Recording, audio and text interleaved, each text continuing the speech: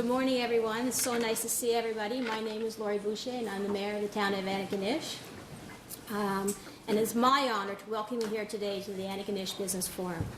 Let me first thank all of you for coming here today. I know you all have busy schedules, and we really appreciate your willingness to cooperate, and let's work together to make Antigonish, to be able to go forward and discuss how Antigonish be promoted to the broader area.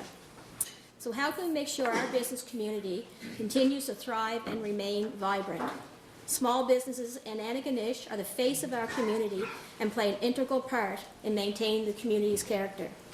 In cities and towns and villages across Nova Scotia and Canada, small businesses are making a difference, and we now know that every dollar spent at a local or independently owned business in the town of Antigonish or the Antigonish County has the potential of staying in the Antigonish area and to generate great economic value.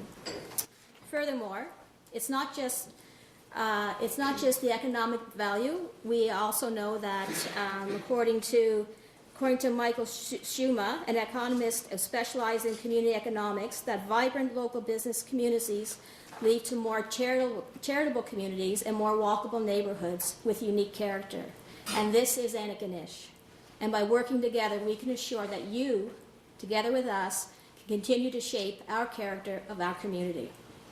As you know, and I am well aware, governments, whether it's federal, provincial, or municipal, are only as good as the staff. So I would be remiss if I didn't thank a few people for this forum today. First of all, our CAO, Jeff Lawrence, has been on board since the new council was elected back in October. And one of our first meetings, we talked about priorities and getting the business community together and cooperating together and pulling in the same direction was at the top of the list.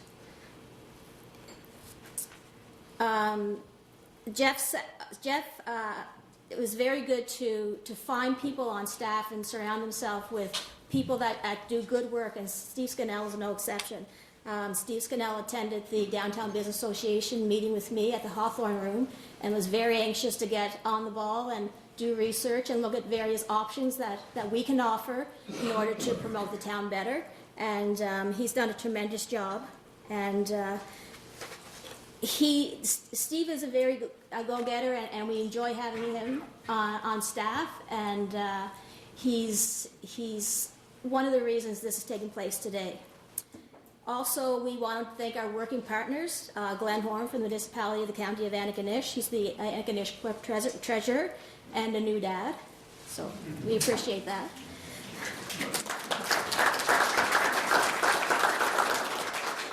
And a person who really pulled it all together and secured the venue, got some of the speakers, is the CEO of the Eastern-Strait Regional Enterprise Network, John Beaton. Dan Fougere, President of the Antigonish Chamber of Commerce, Jamie McDonald, President of the Downtown Business Association, and Brian Lazzuri, Board Member of the Downtown Business Association. It is remarkable to have so many people in the same room working together and pulling in the same direction. It's something that we wanted to see, and I'm sure that's something you wanted to see for a long time. To our local presenters, Mark Gabrieau, owner of Gabrieau's Bistro, Tareq Hadhad, founder of Peace by Chocolate, Lenita Hanson, operating manager of Tony's Meats, and James Smeaton, founder and creative director of Highland Media, Multimedia. Thank you guys for taking the time to join us today and share your experience. The organizers have quite a lineup for our panel discussion. We have Ida Scott, manager of the Bridgewater Development Association, Geraldine McDonald, a good friend and director of community development downtown New Glasgow. We have Tim Recessico, downtown Dartmouth Business Community, and Michelle Wilson, Sydney Waterfront District. So a sincere thank you to everybody that's made the trip to Antigonish to make sure that you share your experience and your insight to your development in your communities and taking the time to share that with us.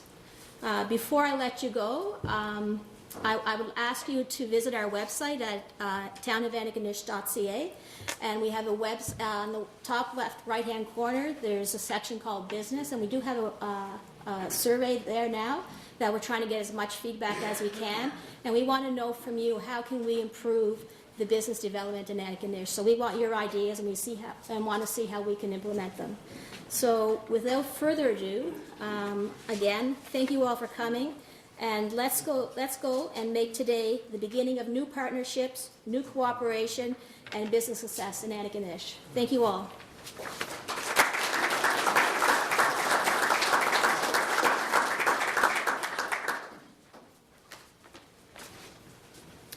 Thank you very much, Lori. We're going to get started today, but before we do, I just wanted to say a few things. I'm John Beaton, as Lori mentioned, with the Eastern-Strait Regional Enterprise Network, and we are doing this event in partnership with a number of partners, Town of Antigonish, County of Antigonish, the Antigonish Chamber of Commerce, the Antigonish Downtown Business Association. So there are a lot of partners and efforts that are coming into getting this event going and creating a dialogue around a number of issues and potential opportunities that we have. I would also like to acknowledge 98.9 XFM. They've been very helpful in helping us get the word out about this event. And I just want to say that we believe that Antigonish is at a point in time where we're once again moving into what I like to call an opportunity cycle. The downtown area is experiencing increased activity, which leads to business development. The university has plans in place for an expansion, including a couple of new facilities. The Antigonish County and Buttonkeck First Nation have a progressive economic development partnership in place, which makes it one of the first in Canada. We're very proud of that. You know, those two communities historically have not worked well together, and now there's big changes happening there. There's lots of excitement brewing around a new twinned highway development and announcement. Regionally, we are seeing things happening too. So, of course, at the Eastern-Strait REN, we promote regional cooperation and work together. So, Gabrieau County has seen some industrial development happening, which is going to certainly have a benefit to Antigonish Town and County. Lots of cultural and artistic assets continue to develop in Antigonish. And perhaps one of the best things happening, in my opinion, is the increasingly collaborative nature of the development partners in Antigonish. For example, all the players you will hear in our first panel recognize that our ability to affect change is related to the sum of our parts. Today, you will hear and hopefully be fully engaged and interactive with 3 panel sessions, including a business panel talking about the Antigonish advantage, giving us food for thought in the local business climate.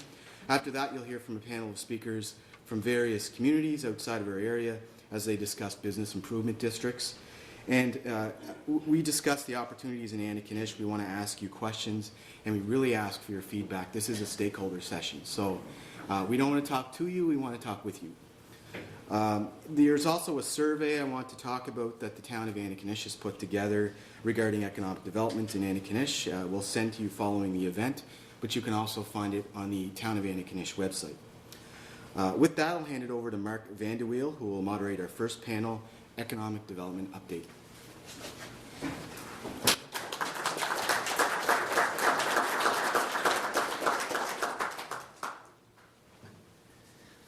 Good morning, everyone. Thanks for coming. The panelists want to just take a seat up here, and I'll introduce you.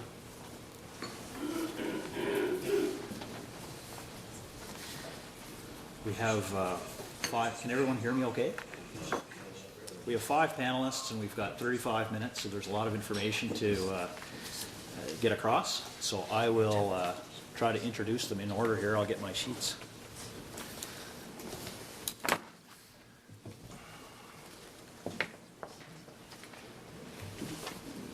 So I'll introduce them from my right, your left, down the table.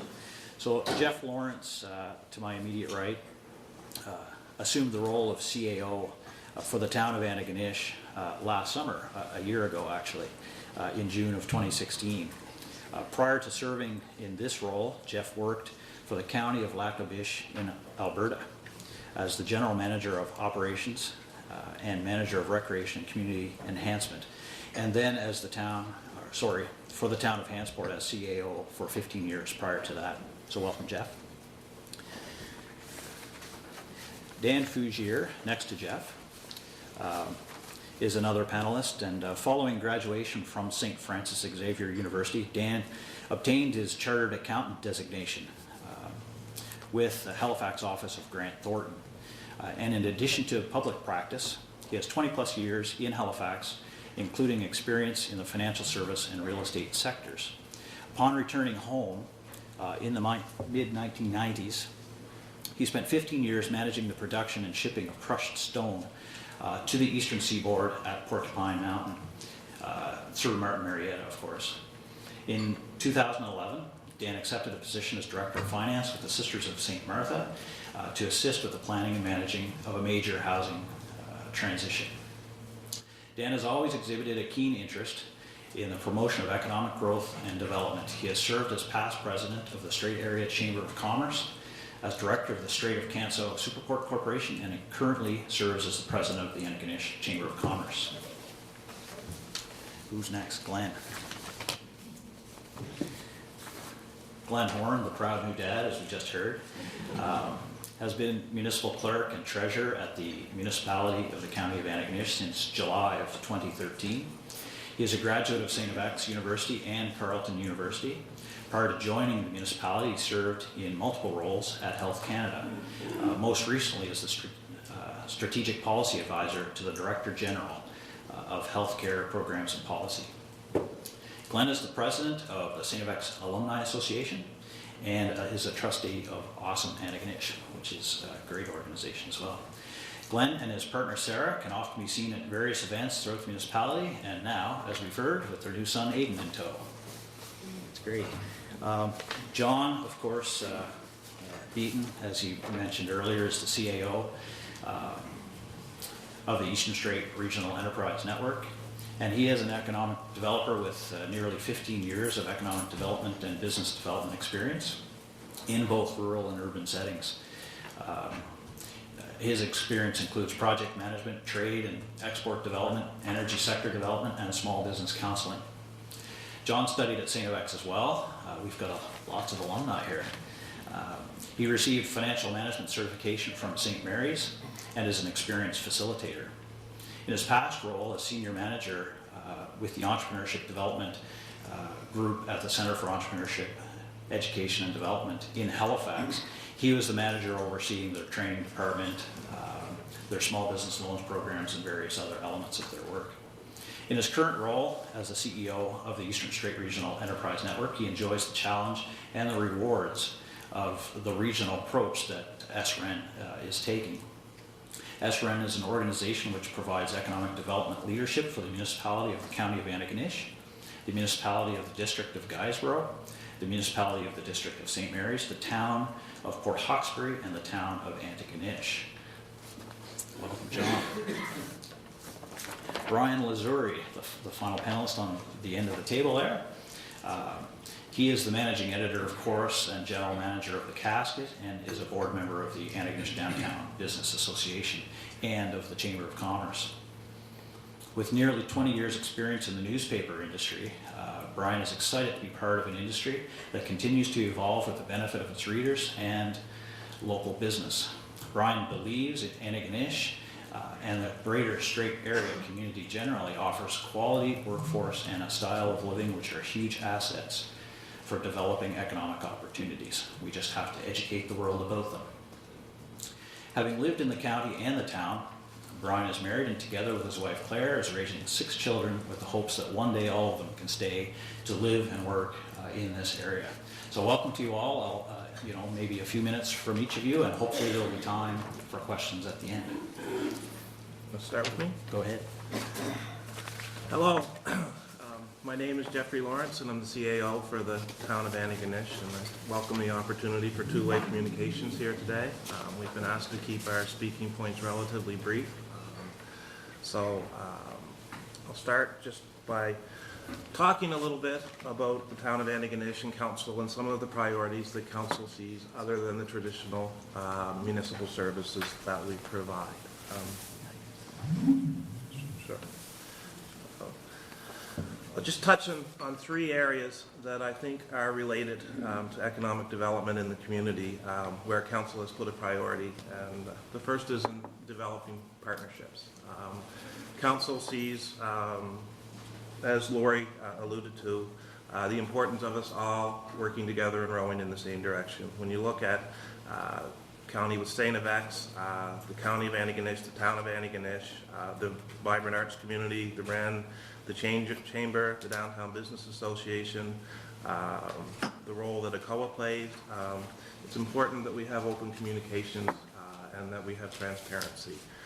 So over my first year here and the first 7 or 8 months of this council's mandate, they've taken every opportunity to attend meetings and interact with the different stakeholders. A high priority for the town of Antigonish is the development of green energy.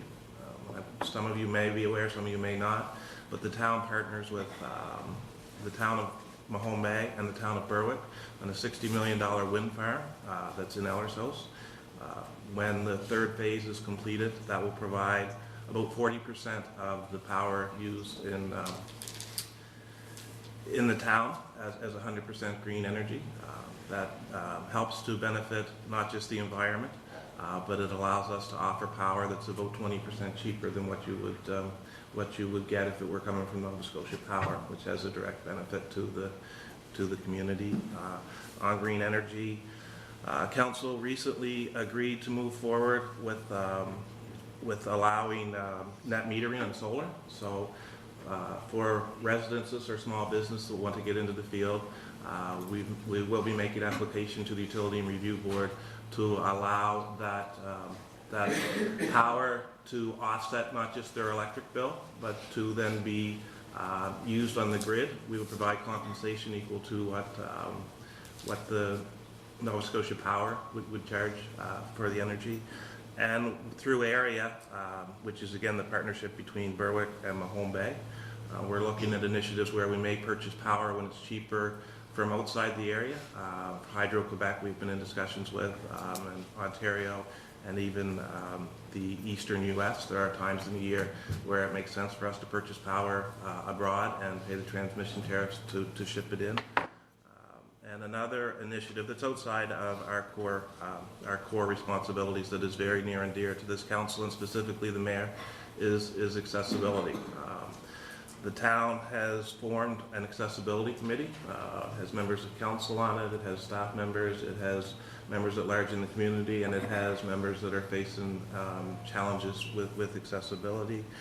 They've developed a mandate and they have implemented or are in the process of implementing a budget. So at this stage, that's a high-level view of where we are with the town. I'll turn it over to Dan. Good morning, all. Mark, I have a blind spot. I can only see half of the room. I wonder if I could speak from the podium. Would that be okay?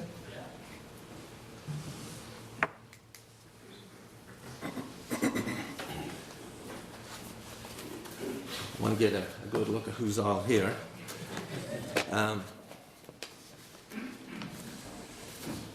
So again, good morning all. The Antigonish Chamber of Commerce is delighted to participate in this business forum. Our chamber is very pleased with the growing spirit of cooperation and collaboration between stakeholders in our area, all of whom share a mutuality of interest.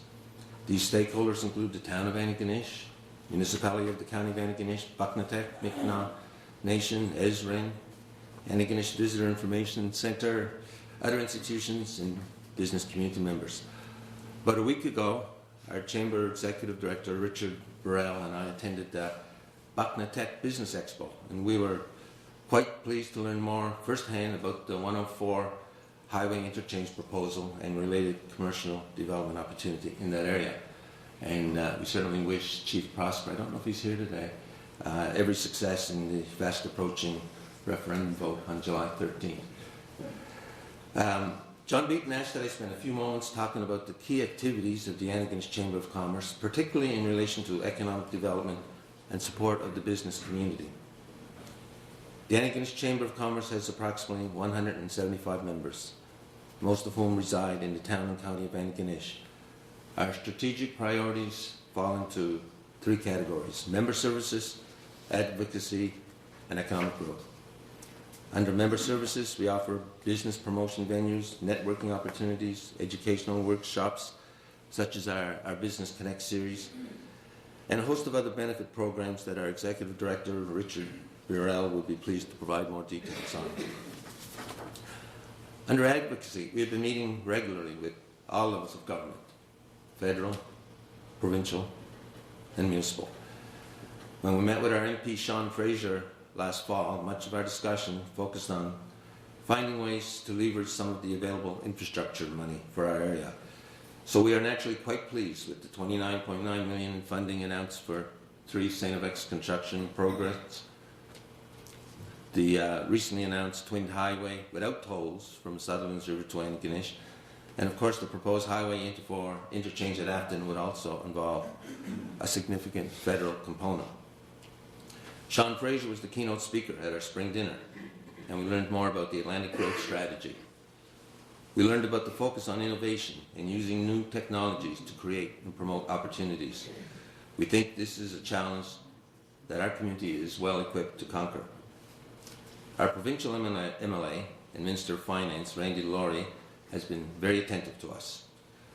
Along with other chambers, we've been advocating for reduced government spending, less red tape, tax reduction measures, and implementation of some of the Ray Ivany One Nova Scotia report initiatives. All of these initiatives were included to varying degrees in the most recent provincial budget. Our chamber has also been involved at the municipal level. Our recent Business Connects event featured both our town mayor and our Lake County warden as they shared their strategic priorities and willingness to work together in a cooperative spirit. We've been briefed on some of the exciting planning amendments contemplated for the town of Antigonish. Our chamber board member, Brian Lazzuri, has been our point man on business promotion discussions with the town, and we will hear from Brian in just a few moments. We all know that our Antigonish area businesses have taken a hit since the Highway 104 bypass was completed. That downturn has manifested itself in many ways, one being a spiked downturn in the number of visitors stopping by the Antigonish Visitor Center adjacent to Boston Pizza. In recent weeks, our chamber has been meeting with Antigonish Visitor Information Center directors and other stakeholders, developing a business case for the relocation of the Visitor Information Center to a more visible and accessible location on the 104 bypass. Our focus has not been limited to relocating to a better location, but rather take up the challenge from our MP and use technology and innovation to help brand and promote Antigonish as a destination and a good place to visit. We see Antigonish Town and County as a singular area of economic interest. Indeed, we see Ezrin's catchment area within the Quad Counties as a singular area of economic interest. Together, we are stronger. The industrial-based economy of the Strait and the service-based economy of Antigonish are quite compatible. The morning and evening two-way traffic on the Canso Causeway is quite indicative of our economic interdependence. One of the themes set out in the Ivany report still resonates with me. As a province, we are world-class in competing with each other. Our chamber does not want that parochial mindset to take hold in our area. Our region has many strategic assets, ranging from our natural resources, our geographic location, our institutions and services, and let's not forget the rich culture and history of our people. I've long believed that the crown jewel of our area's economic opportunities is the deep water ice report at the Strait of Canso, complemented by oceanside, undeveloped green sites, unrivaled anywhere in North America. Population retention and growth, the promotion of entrepreneurship and opportunity awareness are always top of mind at our chamber. We can build on the momentum and energy generated from today's session to brand and promote our area as a good place to visit, live, work, and invest. Let's move on with today's agenda and start making things happen.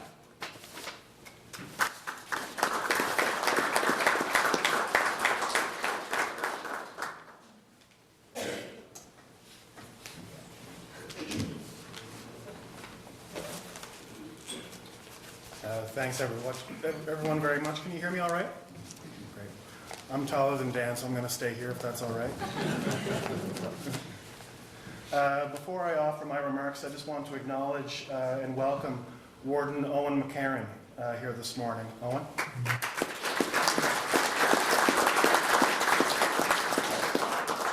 Warden McCarran was selected just last evening by his council colleagues to serve in this capacity for the remainder of the council term. as was our colleague, Deputy Warden Huey Stewart. So congratulations, Owen and Huey.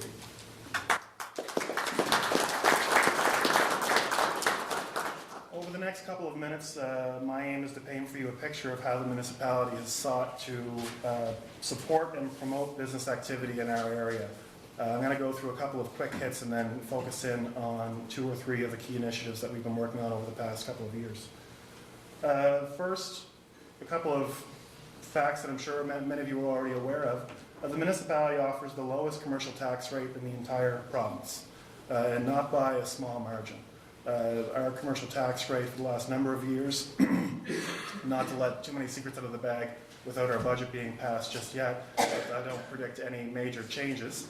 Our commercial tax rate has been $1.46 per $100 of assessment for a number of years, which is by far the lowest commercial tax rate in the entire province. We also further provide highly competitive rates for water and sewer, creating some of the building blocks for economic activity. Our municipal planning services are enabling to development while balancing that public good and responsible development. Good municipal planning brings stability, and that's a key ingredient for economic activity. I had a good conversation with a couple of colleagues before the event here this morning, talking about the arts and talking about some of the various events that are happening in Antigonish throughout the summer. And that's often a piece that goes not as fully appreciated as it could be as far as its impact on economic activity. The municipality invests every year, or this year, sorry, in particular, almost $500,000 in community activities and organizations like Antigonish Community Transit, Festival Antigonish, Kepik, the various art festivals that happen throughout the municipality, and many, many more things. These activities and organizations are what makes our community what it is, why people want to live here, why people want to visit here, and spend their hard-earned dollars. And finally, in the past, the municipality has also made land available, gotten directly into the capacity game, and made land available in the Antigonish County Industrial Park. That park is now home to 10 successful businesses, long-standing businesses in this community. That actually brings me to the first of 3 initiatives that I just wanted to quickly go over this morning. The municipality is currently looking into the feasibility of a business park, taking advantage of the realignment of the Trans-Canada Highway, as has been already mentioned here this morning. This is in its very early stages of development. Through the winter, the municipality retained a team of senior business students from St. FX, very competent, very good business students, I might add, in our business program here at St. FX, to conduct research and provide recommendations as to the feasibility of such a park. Like the industrial park before it, the municipality's goal in exploring this opportunity is to provide an incentive to business to hang their shingle in our community. Such a business park would not cater to consumer services, such as restaurants and retail outlets, thus not competing with emerging and existing business developments already in the Antigonish area. Rather, such a business park would cater to larger commercial opportunities. That's the overall intent. I wish I could go into greater detail, but as I said, this is a work in progress and at very early stages, but additional details and additional opportunities to garner public input will occur as we move down this path. The next initiative I'd like to touch on is one that John mentioned earlier. We're very proud to partner with Buckinkeck First Nation. This is a partnership being facilitated by the Federation of Canadian Municipalities and CANDO, a national Aboriginal organization. And this is a partnership that is based in community economic development. We've been partnering with Buckinkeck for about 8 months on this. We've had 2 sessions where all council and senior staff of both organizations have come together for full-day sessions to learn about one another, to talk about our concerns, our interests, our priorities, and our history. There's a lot of harken back to some of the comments made on this campus earlier this year by Senator Murray Sinclair. There's a lot of truth that needs to be told and a lot of reconciliation that needs to be done with First Nations in our communities of the town and county of Antigonish and in Buckinkeck, and we can only do that together. So we're very hopeful and very encouraged by this partnership, and we see it as being something that will have long legs and we can stand together for a very, very long time to come.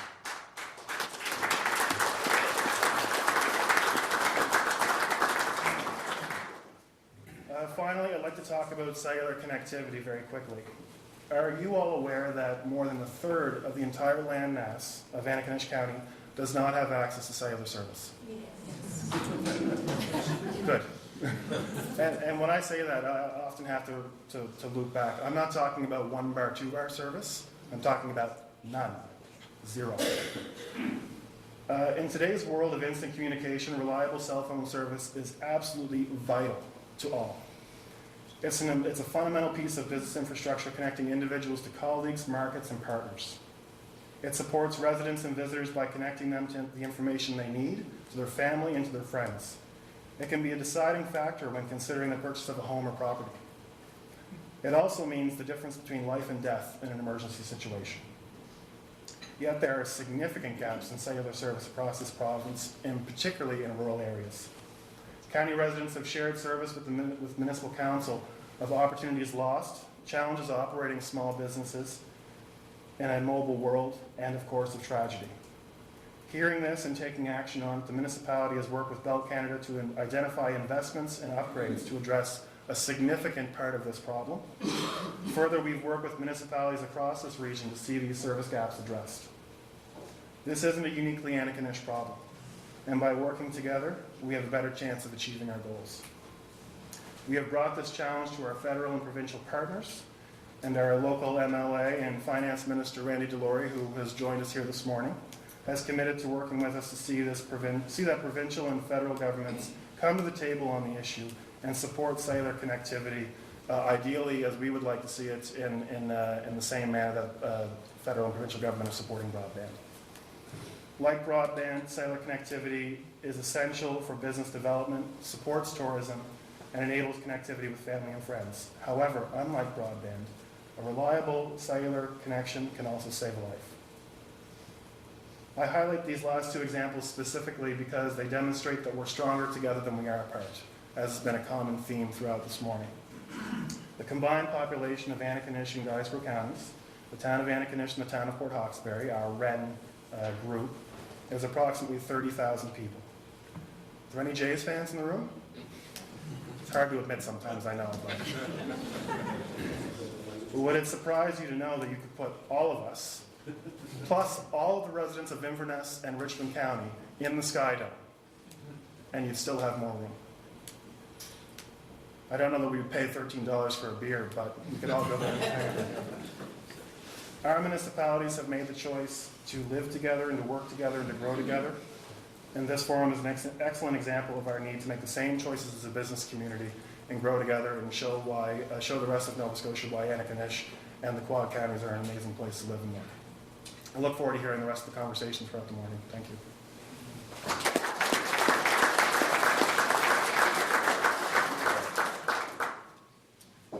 Well, I thought we're a relatively new organization relative to these guys, but we've been in operation since February of last year, so a little over a year.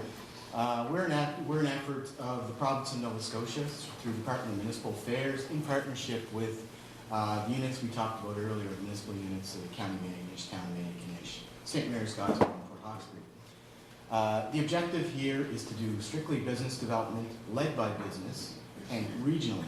So if you can wrap your mind around that for a second in terms of how that differs from economic development models of the past, we don't focus on community development. It's only business-driven development. So that's been a real motivator for us, I guess, in terms of getting things done. But also, that regional word that I use a lot is extremely positive in terms of what it's doing for us. So we're getting not only the business development partners working together, but we're also getting businesses to start thinking about ways to collaborate, share resources, et cetera, et cetera. So that's, anytime you have a conversation with me about the RAN and how we move forward, I'm going to look for opportunities to partner and to collaborate. So about a year ago, we got all of the community business stakeholders together, and we wanted to know what you wanted us to do, what you wanted us to focus on. So we had a session where we did just that, and the businesses set the agenda. They came out with 7 focus areas. So these were engaging and cooperating with First Nations, port development, thinking about export for small business, supporting and enabling industrial development, investment readiness, entrepreneurship, and post-secondary engagement. We also said, okay, those are sort of our sector or focus areas, but also there's some underlying issues that are preventing business from growing or moving forward in the region. And those were, as Dan mentioned, reducing red tape, also resource sharing, so there's opportunities for us to not be duplicating and reinventing the wheel, but to work better together. And finally, enabling government policies around innovation. So we have that unique advantage where we work with them directly with municipalities, as well as with the province of Nova Scotia to say, how can you tweak this policy that's going to get business to start thinking more innovatively in terms of how they do things. So this was what we were faced with, and we had to determine in terms of actions in a business plan, how are we going to actually put some solid concrete action to this. So far in the last year, in terms of engaging with First Nations, one of those first opportunities came up with the SETI project that was mentioned here. And with that, Ezran has an opportunity to try and look at business opportunities. So for example, maybe a potential power center. What about commercializing the craft sector in Puppiket, for example? So those are the ways that we can help. Initially, we thought maybe it'd be a good idea to do a business plan to find out what all the opportunities are and how we can actually deliver on those. So with that, we expect, as we go along, new business opportunities will come, and we'll find ways to commercialize and partner and increase opportunities there. With port development, we are working with the stakeholders around the Port of Canso to try to make it competitive. When you look in comparison with, Halifax Port, who probably has most of the business in the province, the Sydney Port, which is growing rapidly. How do we get a piece of that pie, considering we have one of the best ice free ports in the world? So, in terms of marketing that asset, what sort of projects and partnerships help to handle things like lead generation for the port? So we are working with a number of stakeholder sessions there with those stakeholders to determine what's the path forward and what's the role that we can play to assist in getting some more activity happening and lowering the costs for businesses who use the port. When it comes to thinking about export, we're working on side with Nova Scotia Business Inc. We want more small businesses to think about the opportunity to export, not just the big guys. And exporting isn't just about international, it could be interprovincial, it could be within our own province. If you consider the challenges faced by rural areas and the reducing population, your business is only selling to a very small market. So have you thought about opportunities to expand, to sell across the province, increase your market, so on and so forth? You've seen examples like Tony's Meats and Peace by Chocolate, who certainly know how to do that and they realize the importance of that. We want every small business in our area to know about that opportunity. In terms of supporting industrial development, well, we don't have a lot of big industry in our area, but we want industry here or manufacturing facilities to look at opportunities to share resources. We've heard about, maybe in the past, about synergies, using waste products for other institutions. We love that idea, we want to help get that done. We also want to reduce energy costs and expenses. We want to help develop labor force requirements for industry as well. On the investment readiness side, we're looking about making each municipality more investment ready. So that's about how do you respond to a new business when they call about investing in an area? Do you have the facilities required?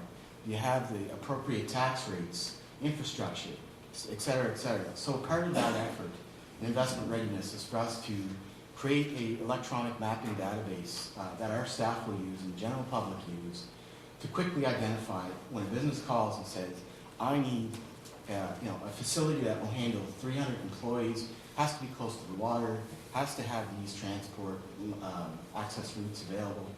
We can say, okay, go on here, check, these are what they need. Spits back a 3-page report and we get it to you the same day. That response time makes us competitive with other regions and we realize that we have to get that done. We also, we want to assess each municipality and say, okay, how are you currently handling incoming requests? So we'd like to do a report card, but not only do that, but say, okay, how can we help you on these 3 or 4 action items to become more competitive as an area within the bigger region?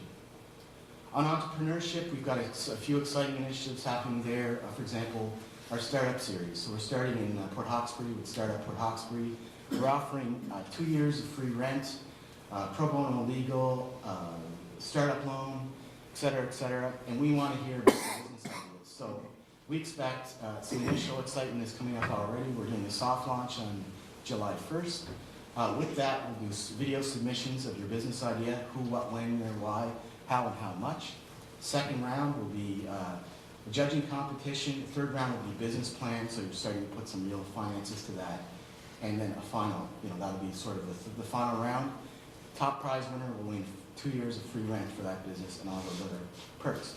We're not just going to do that, but we're going to help the other 9 or 10 top businesses that have submitted and see if we can get them started up too. The IBM report says that job creation is going to happen from new business creation, so that's what we want to do. And we want to start building that culture of entrepreneurship that's so strong in urban areas. We don't see it rurally so much. So how do we get people talking about innovative businesses that sell internationally? The more ideas that come out, and it seems initial indications are that there are lots, let's help those businesses get started. We'd also like to do some capacity building and education around starting a business as well. Finally, post-secondary engagement. So we've got world-class institutions like St. FX and NSCC doing applied research. We've got businesses who have problems. How do we connect those businesses with institutions? So there are some resources here at St. FX, for example. Andrew Kendall, who's in the room over there. He helps connect businesses with the university. There are similar people with NSCC. We'd like to play a role in doing that education piece, that resource is there. You don't necessarily have to hire a consultant. Take advantage of what's here right in your area. And there's lots of examples of businesses who've overcome challenging problems using applied research. So we want to get the word out about that. With that, just on the operations side, we've got 2 offices now open this year. One in Port Hawkesbury, who's part of the business hub there. In Gabrieau, we're partnered with the CDC there. And stay tuned in Antigonish. We've got hopefully an exciting announcement happening soon about a potential business enterprise hub that's going to help a lot of new businesses get started and incubated in the community. So with that, I'll hand it over to Brian, and thanks. Looking forward to the conversation today.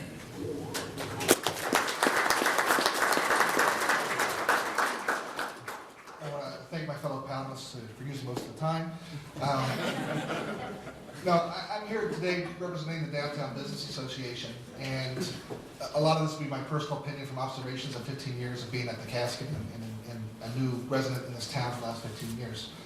The Downtown Business Association, I see it as a grassroots movement, started by Lloyd Jukes and T. Potter and some of those other people that are downtown businesses who've been here for a long time.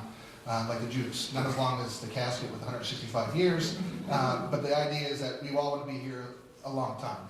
Donny Oak Manor and all those businesses that are downtown retail, it's important to our community as a whole that we have these options that we can come down to downtown and have shopping, we have finance sectors, we have food service, we have such a wonderful downtown, and it's great.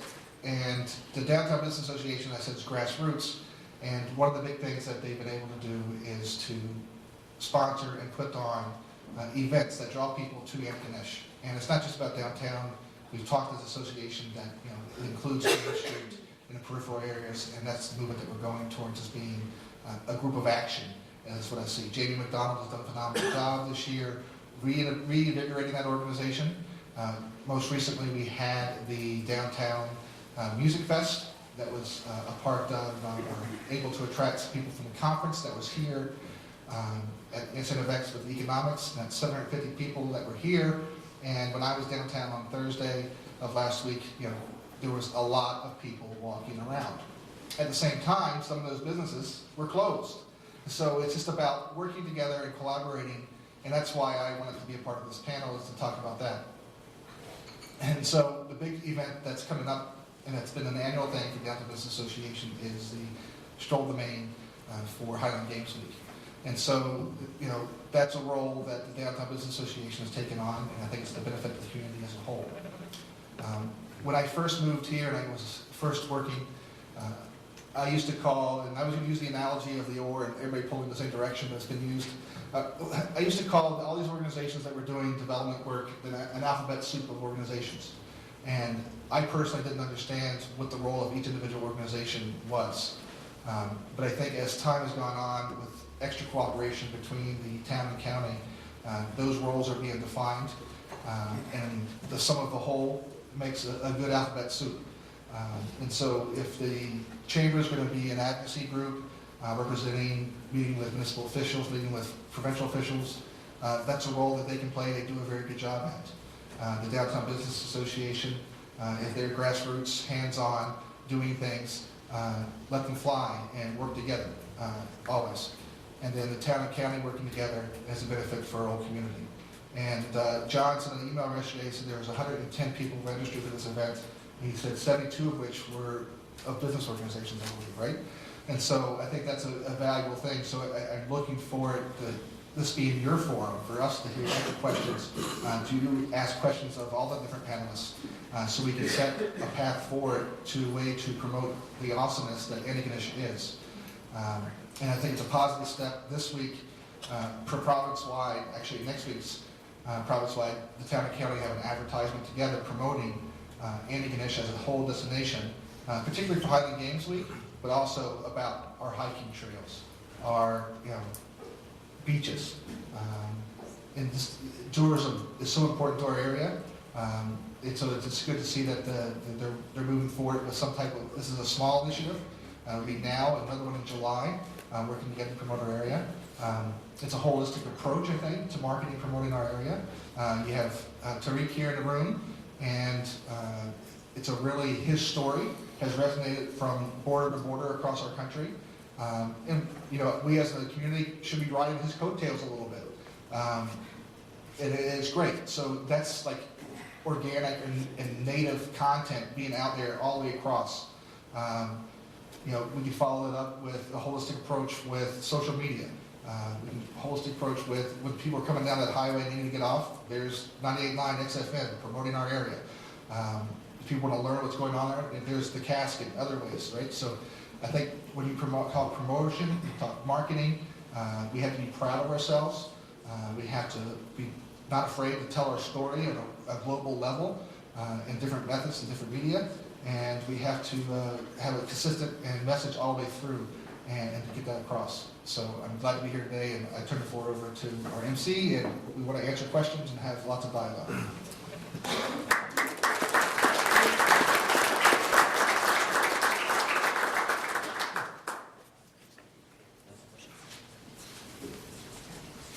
I just had to check with the boss for a minute. We're 5 minutes over time, but we will certainly take a couple of questions if anyone has a question or comment for our panelists. I guess the only thing, I think there are a couple of mics here, just to, if you speak loud, great. Stand up and holler out your question. If not, feel free to use a microphone so everyone can hear the question. The other thing I'd add as well is our panelists will be here all morning, and so if you have something you'd like to chat with them in private vote, I'm sure you could approach them later in the morning. But anyway, if anyone has any questions, feel free.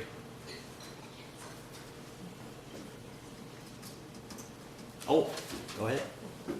Yeah, this is a question for Dan at the Chamber. And Dan, you know myself, we're going to find Jamie McDonald with the Downtown Business Association. Ryan's got a representative. I think it would be great that we're all working together here. And I was wondering if you could reflect a little bit on how we could all work a little bit closer together on the organizations, particularly between, say, the Downtown Business Association and the Chamber. Thank you, Jamie, for that question. And top of mind with me at the moment is, as I sat here this morning, I learned about the Business Park Initiative of the county, and we're going to be talking about the Downtown Business Association Initiative and a possible business improvement district in the town. So all of those initiatives have a commonality, and I'm wondering how can we bring them together in some way, not necessarily complete consolidation, but there must be a way to dovetail those initiatives and not allow them to become, I mentioned parochial in my comments. I think that's our worst fear as a chamber. Our members reside on both sides of the town-county border. And, I think working together, we can achieve much.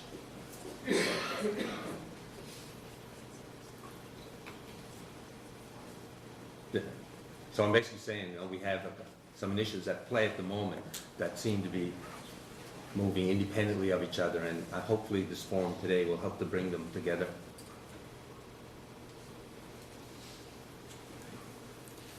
Hi guys.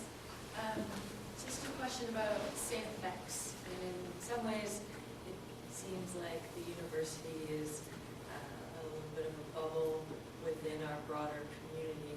And so I'd love to hear some reflection on how we can get better cross-communication through that in enhancing the business community. Can't hear you. It was a question about the relationship with St. Beck's and improving cross-communication to the benefit of our business community. I'll take a stab at that. I think St. Beck's is a vital part of the community. I think everybody knows that, right?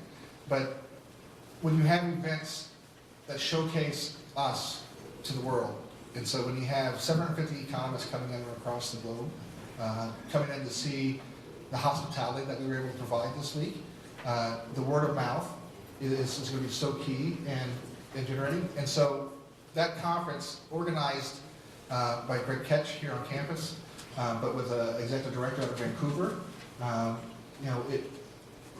from my company alone, they did the printing locally. So that's key. I know that talking to Larry, there's people here that stayed at his hotel. And so the university is more than 8 months out of the year. It's a 12 months things. The building construction that's going to be going on is going to bring people to our town for a short time, but it's our chance to walk down the street, meet and greet, talk to them, invite them to live in our community and stuff. And I think with Joe McDonald as a particular role of government liaison, I don't know the official title, Joe, but he's always willing to sit down and talk and bridge that gap. And so I think the town and county have done a better job of liaison with Joe and his office, and I think it's a thing that we know that the situation is that it's seen as an economic driver in our community, and I think this is to continue the dialogue and to work together and to have some type of official connection between the municipalities and the university that's ongoing. I can speak to that a little bit from my experience as well. A couple of things. I think that there are a phenomenal number of resources at the university already in place and available for utilization by the community. One that I mentioned here earlier today, we had a group of St. FX majors students, St. FX business majors, do a feasibility study for us for our business park. We also had a group of business majors do a review of our communications as far as our county quarterly is concerned, and a number of changes to that quarterly will be coming out as a result of that. On another note, myself and Mr. Lawrence and Mr. Beckett meet on a quarterly basis approximately at that higher level official level to talk about things of mutual interest, and that table has discussed a number of different things. Communication, if you look at St. FX, in my humble opinion, it's almost a village within a town within a county. Communication is always going to be a challenge when you have the kind of complicated organizations that are existing here, and then also the need to leverage that into the community.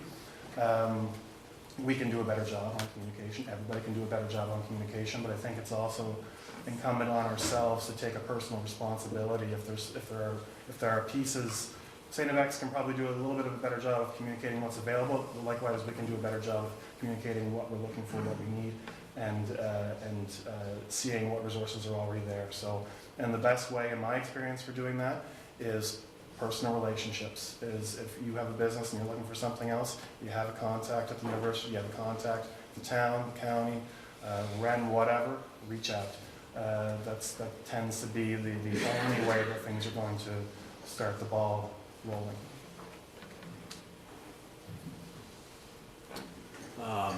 I might even add to that in terms of town and county and St. FX relationships. We also have Andrew Kendall here, who is the manager of industry liaison at St. FX, and if there are business challenges, whether they're technical and scientific or otherwise, there's a possibility that Andrew may be able to connect a business person with a St. FX researcher to help solve that challenge.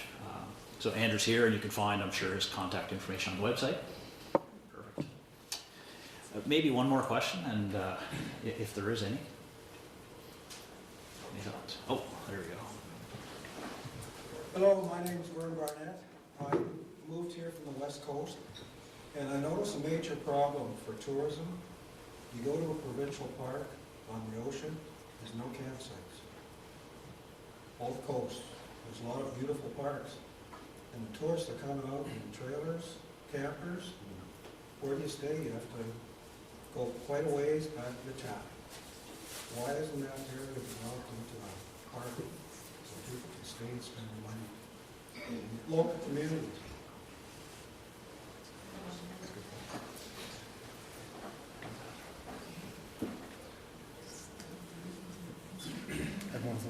You know, I don't know, your emphasis seems to be on provincial parks. Thankfully, the private sector has stepped up, and there are a number of privately owned parks in our county that cater to campers, two in Linwood, but mainly where I live. But we can't speak for the federal government. Provincial government, don't do provincial government. Good question. Yeah. Because I know out there they do have parks, like Long Beach, they have tourists coming from all over the world. There's only maybe 100 campsites, that's it, and the rest you gotta. And those are the ones right on the beach. They used to have lots of them out there, but they're all condos now, and high-end resorts. So the rest of the people with their motorhomes, kids, it makes it hard to go real camping and enjoy the ocean. There's a business opportunity. Can I just make a comment about that? Quickly, sure. When we were actually setting up our street fair, we were doing invitations to all the different tourism community. And it was one tour company that wants to be here during the street fair so they can find out what's going on. Because when they run their tours, which run about 14 days, they go from Halifax, Amherst, up over to Pete Yacht, and when they leave the island, they travel to Bedeck. They bypass the whole Antigonish, Pictou County. Pretty well all the tour buses do. Because where they go to Bedeck, which is basically a ghost town during the winter, they open up with all their accommodations. They have over 800 rooms to accommodate people, and I think we got a quarter of that here. We're not even set up really, I mean, outside for the university, but we're not even set up to accommodate people. So reaching out to the people like that to find out, they're coming up to watch us now. I think we need to start looking at ourselves and saying, what do we have to offer? What can we do for our community to invite more people here? Mm-hmm. Great comment. It's great to add or end a session with a good call to action. So, thank you. Thanks for everyone for your attention and your questions. Thanks to the panelists. I think we'll just move on with the agenda, so I'll pass it over to John.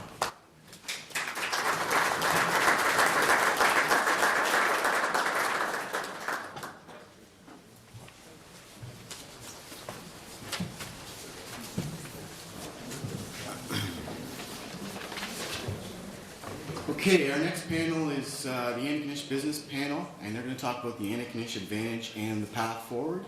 So I'll ask the group, panel number 2, to come up to the front.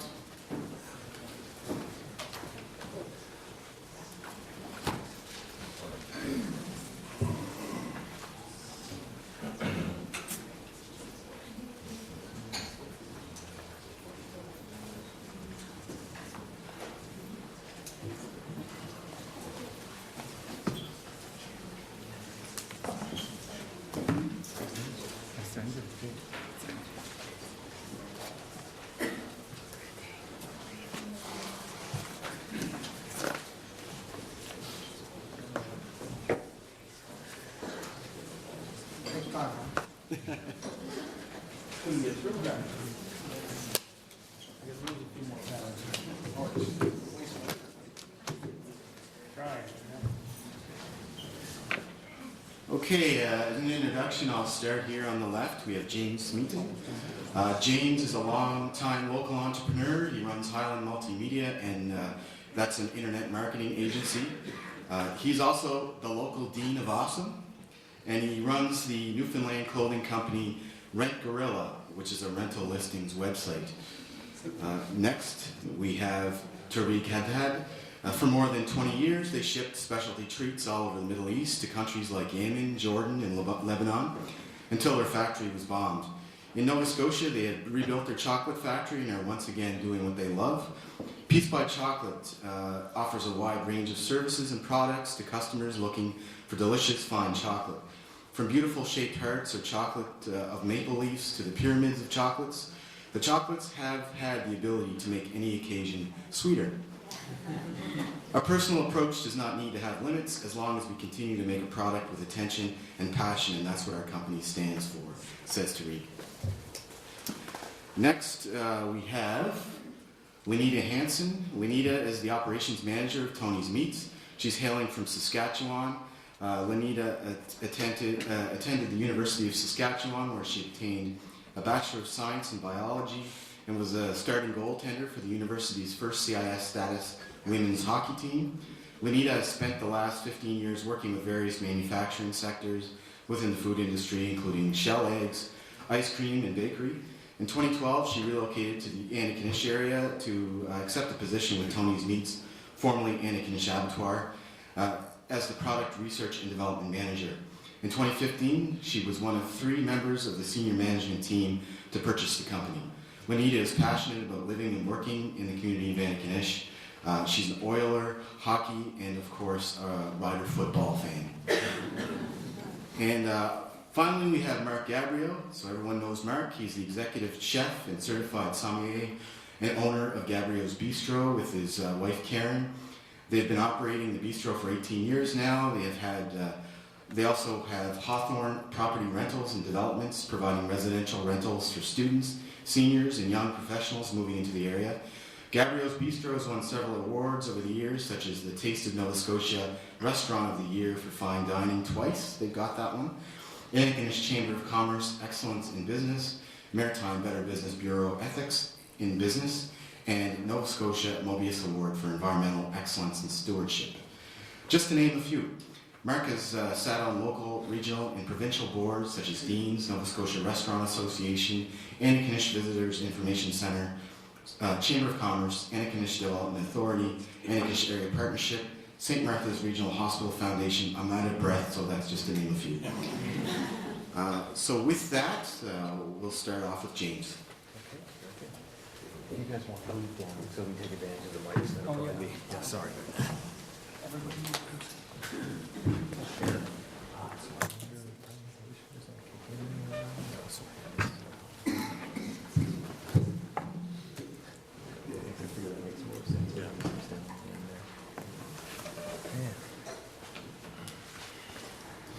Okay, so it's great to see so many familiar faces out here. And I wanted to kind of like just introduce a little bit about what I do for my work with Highland Multimedia. And some of that's going to relate, I think, to some of the talking points that happened earlier today, which is how do we take our businesses and our organizations and put them out there in the world and hopefully connect with more people. One of the big things that I had to come up with when I initially started my company, which is how do I go and condense what I do into as few words as possible, and that economy of ideas is a big part of what I do. So, in short, we design value.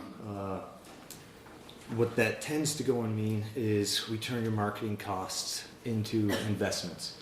So everybody in here, I think, when they start their organizations or businesses, look at the prospect of we need to get a logo, we need to get a website, we need to design business cards, and that's going to presumably cost us some money to engage people to go and do it. But if it's done well, it can be something that goes and returns value into your business for many years to go and come. So how does spending money on you, James, turn into money for us in the long term? One of those ways is increasing your visibility. So it's simply just having more people be aware of what it is that you do. Clarifying your value proposition. A lot of times you might know what you do very well, but in terms of new people that have a lot of different options in front of them. Trying to go and clarify that, again, into something as simple as a slogan or a statement or a series of packages does have a lot of value. Working to go and create brand consistency can go a long way to, again, making it easier for your customers to know what you're about. And then making you more accessible. So that can have a lot to do with where people can find you or how they can find you. So a couple facts about my company. We started in 2001. So relative to the internet, that was kind of towards the beginning. So when I first started selling web pages, there was actually nobody else in town that was doing it. And I kind of got my start by approaching professors while I was here in university and asking them, hey, your website's kind of terrible. Would you mind if I redesigned it for you? And a couple of them took me up on that, which was really great because that gave me my first bit of experience. And hopefully that goes and ties together with, again, one of the ladies' questions earlier today, how do we take the university and get them to go and meet the community? And I think one of the paths that wasn't mentioned is really taking on internships. I think there's no better way to go and connect people that are potentially from away with our community and sort of do that skill sharing and getting to know each other. As a matter of fact, me and Mr. Scannell here actually worked together some time ago for A Monroe, and that was doing green screen technology so that we could have little Wayne Ezekiel pop up when you came onto their website and kind of give you an introduction.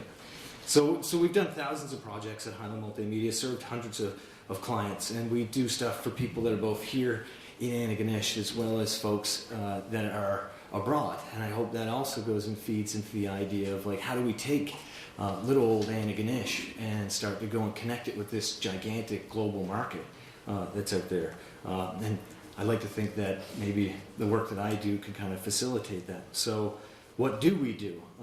We improve the marketing capabilities of our clients using web design, internet marketing, social media, and brand design. And there's a lot of other stuff that kind of happens there. And this sort of graph, which is not really related to any specific kind of numbers, kind of shows you a little bit of what we tend to go and focus on. Okay, so when looking at web design, people probably wondering like, well, how do I go and get my money back on web design? How do I go and see that the investment that I've made there actually goes and boomerangs back to me? Well, one of the first ways is to make sure that you've got quality design. I think everybody in this room can probably go and visit a business's website and already make a sort of assessment of where that business is at. So by engaging somebody that's going to be able to use that white space correctly, pick out those correct fonts, and again, help you with the actual wording of what it is that you do, generates value instantaneously. So I think, the moment people go and load up your website, in about 5 seconds, you've made that first impression. And depending on how you've engaged somebody to kind of like in conversation to describe, this is what we do well. This is the first, second, and third thing that I think people need to walk away from this website experience knowing. It often helps to go and have a professional work with you on that. Second web design component that can generate value is a responsive layout. So a lot of people in this room right now, I don't know how your websites look on mobile, but you should really consider it. In sort of watching my wife and how she goes and operates, if we're looking at a bed and breakfast or something like that, she's almost always on her phone. It's a rare time that she'll get up, go sit at a computer, and then bring up a website. So depending on how your website looks on mobile, how thumb-friendly it is, I mean, I'll give you guys even a little kind of note if you want to write something down for yourself. Is your phone number clickable on your website on your phone? Because if it's not, you really make it a bit of a hassle because I've got to do the hold down and select and then copy and then change over. So you can put a little tiny piece of code with the appropriate kind of web person that makes your phone number a real breeze to go and connect with. And it's not been unusual for me to say to my clients that if I can get your phone to ring, then my job is done. That's because you're going to take over and do what you do best. You know how many campgrounds you have. You know what your storage facility is going to look like. You know all the different services that you offer. But if that phone could ring, then you'd be able to go and like just take over, and your web guy could kind of take a back seat. Now, that said, if your website's really done well, maybe you get some packages, some extra information that you could tell somebody over the phone. Well, if you could bring that up, we'd like to go and show you what we can offer. So the last aspect of that is client accessibility, and that's making sure that you have the tools to go and update your website. It's great to go and have a website guy who can keep your website up to date, but it's much better when you can get in there yourself and you can go and make those changes and keep it current. And people know, again, just like that first impression, if you can keep your website recent, people will detect that. Okay, so I'm going to probably speed up a little bit because I want to make sure I can keep my kind of presentation quick. Internet marketing. A lot of people are like, well, it sounds kind of great. Yes, let's do it. But what does that mean?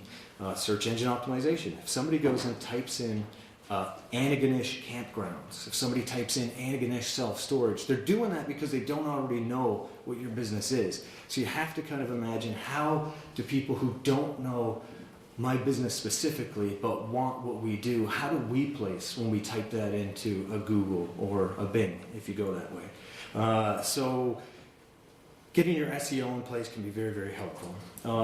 Online ad campaigns. I don't know if anybody here has ever done a Google AdWords campaign, but it can get kind of hairy.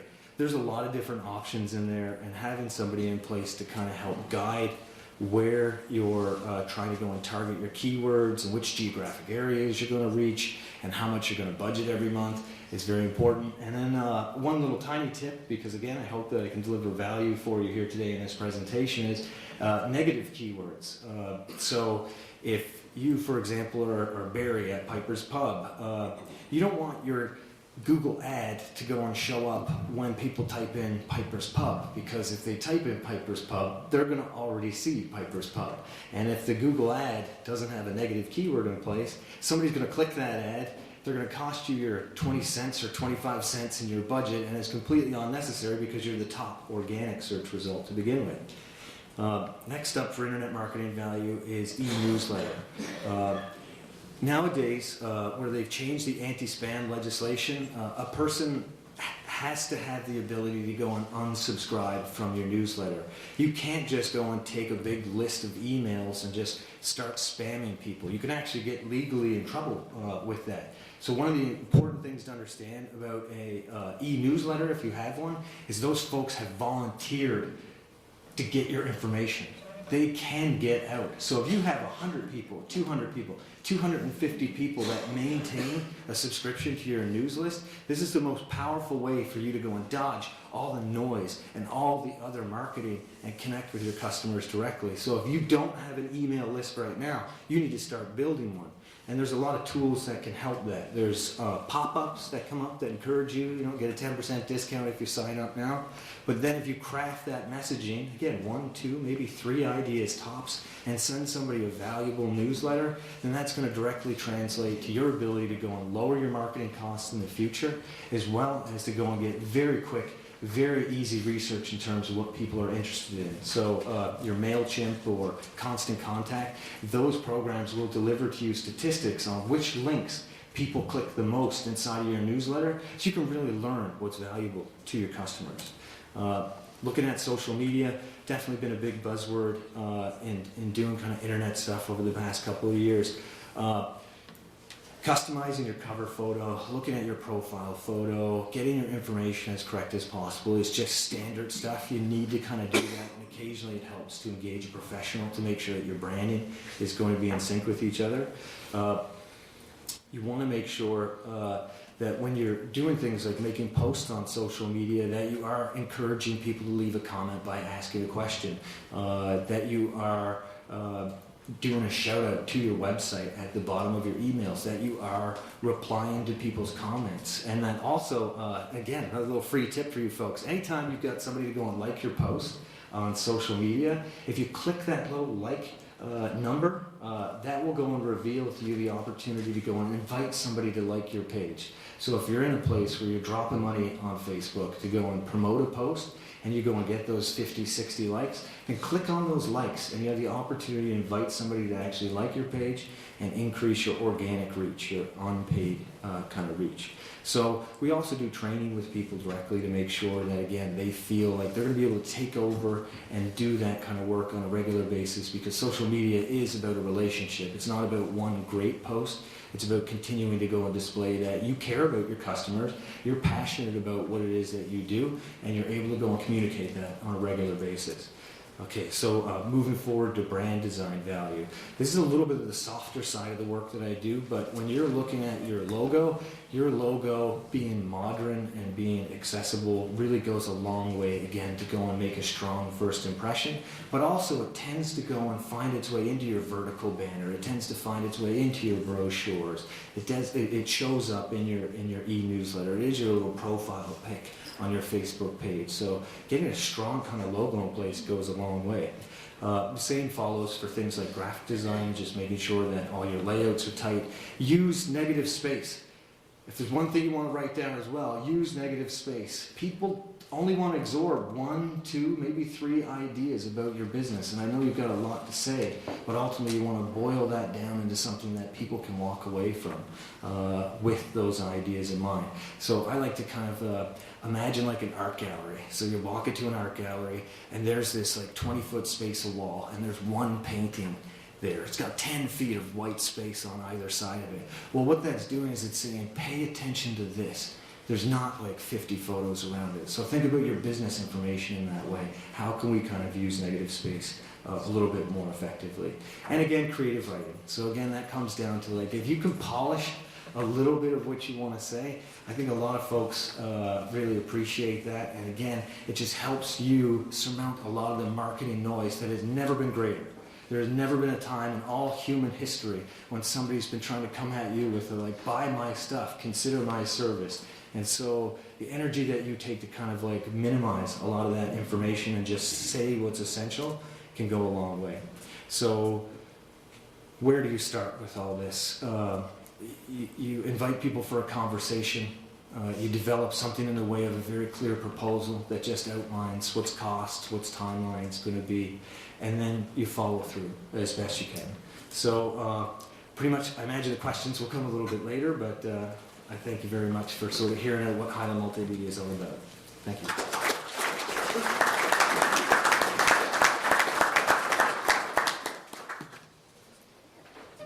All right, Tareq, are you going to sit there or come up here? No, that's fine. Your choice, okay. Yeah.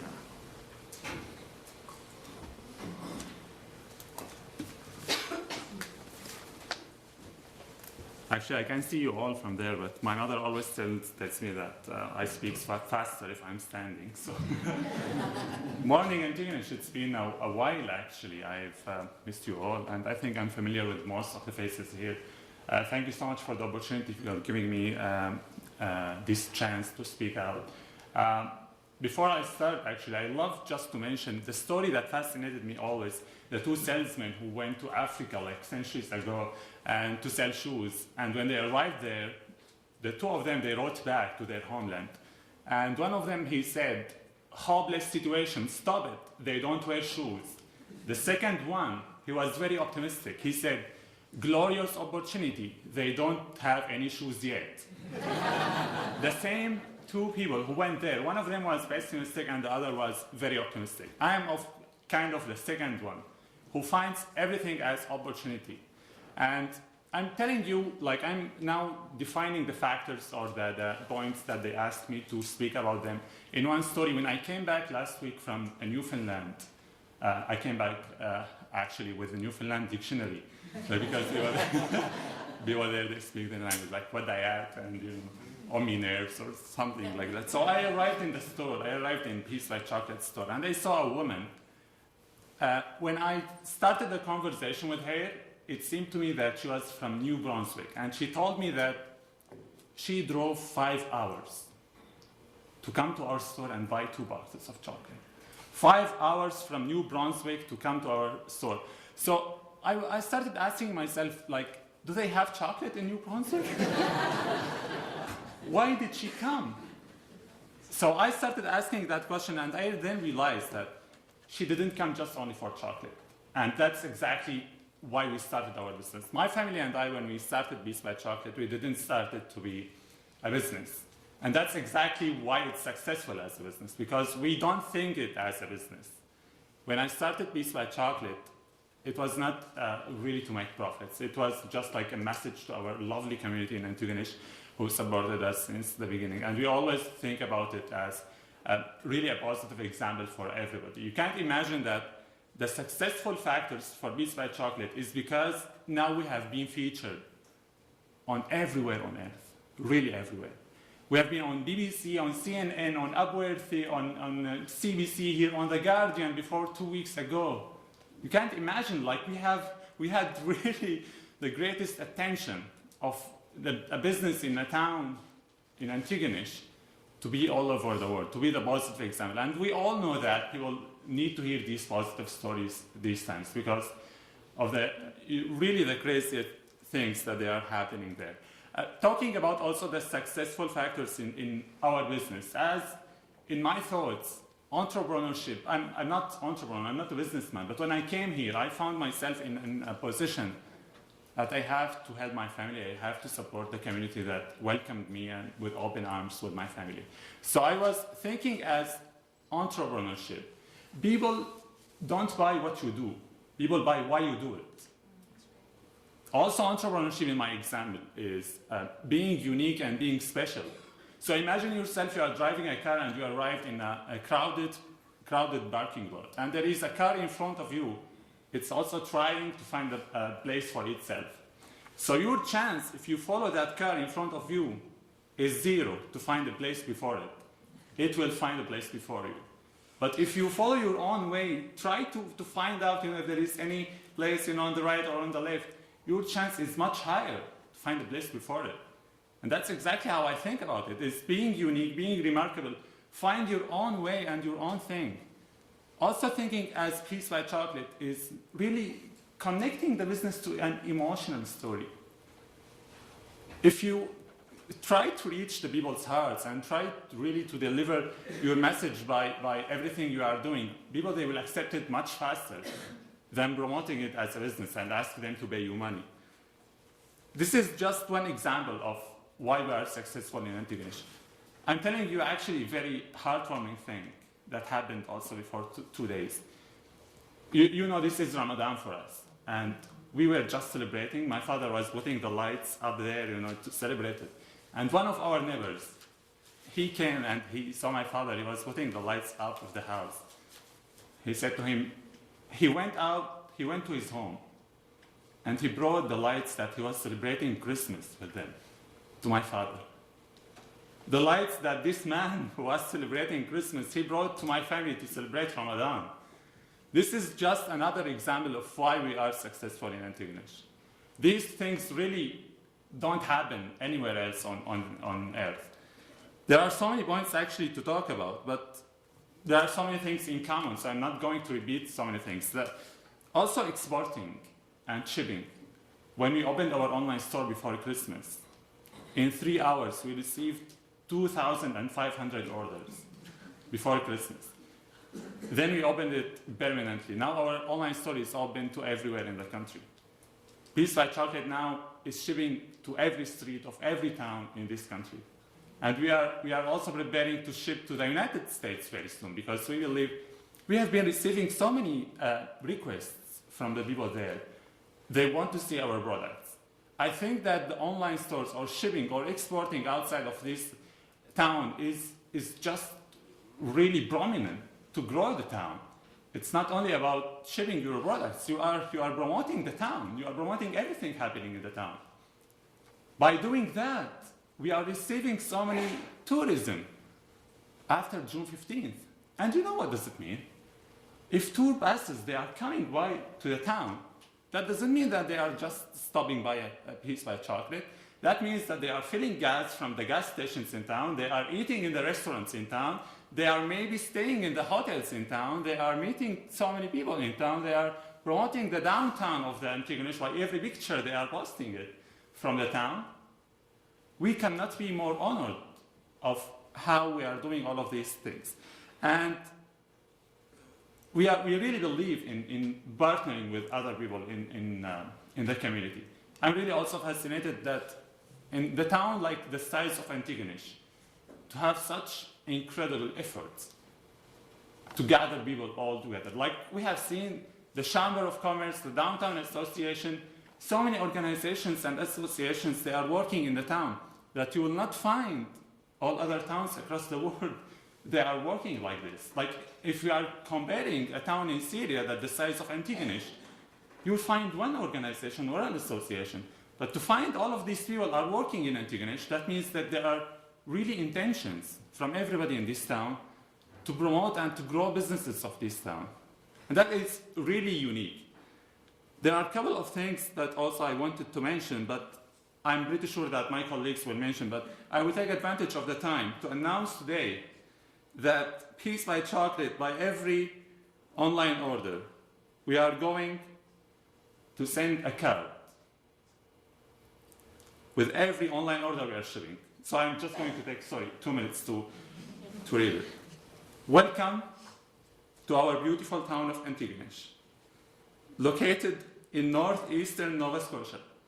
Antigonish is not only the home of the prestigious St. Francis Xavier, but also boasts stunning scenery in every direction. From art galleries and hiking trails to Georgia's sunset views, there is truly something here for everyone. The thriving, vibrant culture that exists within our community is unique and special. From our rich Gaelic history to our Acadian roots, take a trip to downtown on a Friday night and you will see the culture of the town stays with us in everything we do. Part of the charm of living in a small town is the strong sense of community that exists, and we have felt in firsthand. Coming to Canada as Syrian refugees in 2015, the town of Antigonish welcomed us with open arms. Not even language barriers could stop the outpouring of support from our new community. As the first Syrian family to arrive here, the community immediately rallied around us. After everything this community has done for us, we want to help someone else feel the same happiness as we do. We are honored to be able to provide the town with our signature sweet treats, a community that helps its neighbor succeed is a truly admirable place, and we are so thankful to be here. Thank you so much.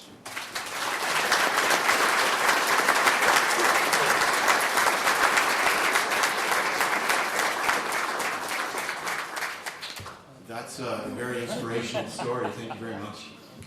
Next, we're going to hear from the operations manager of Tony's Meats, Lenita Hanson.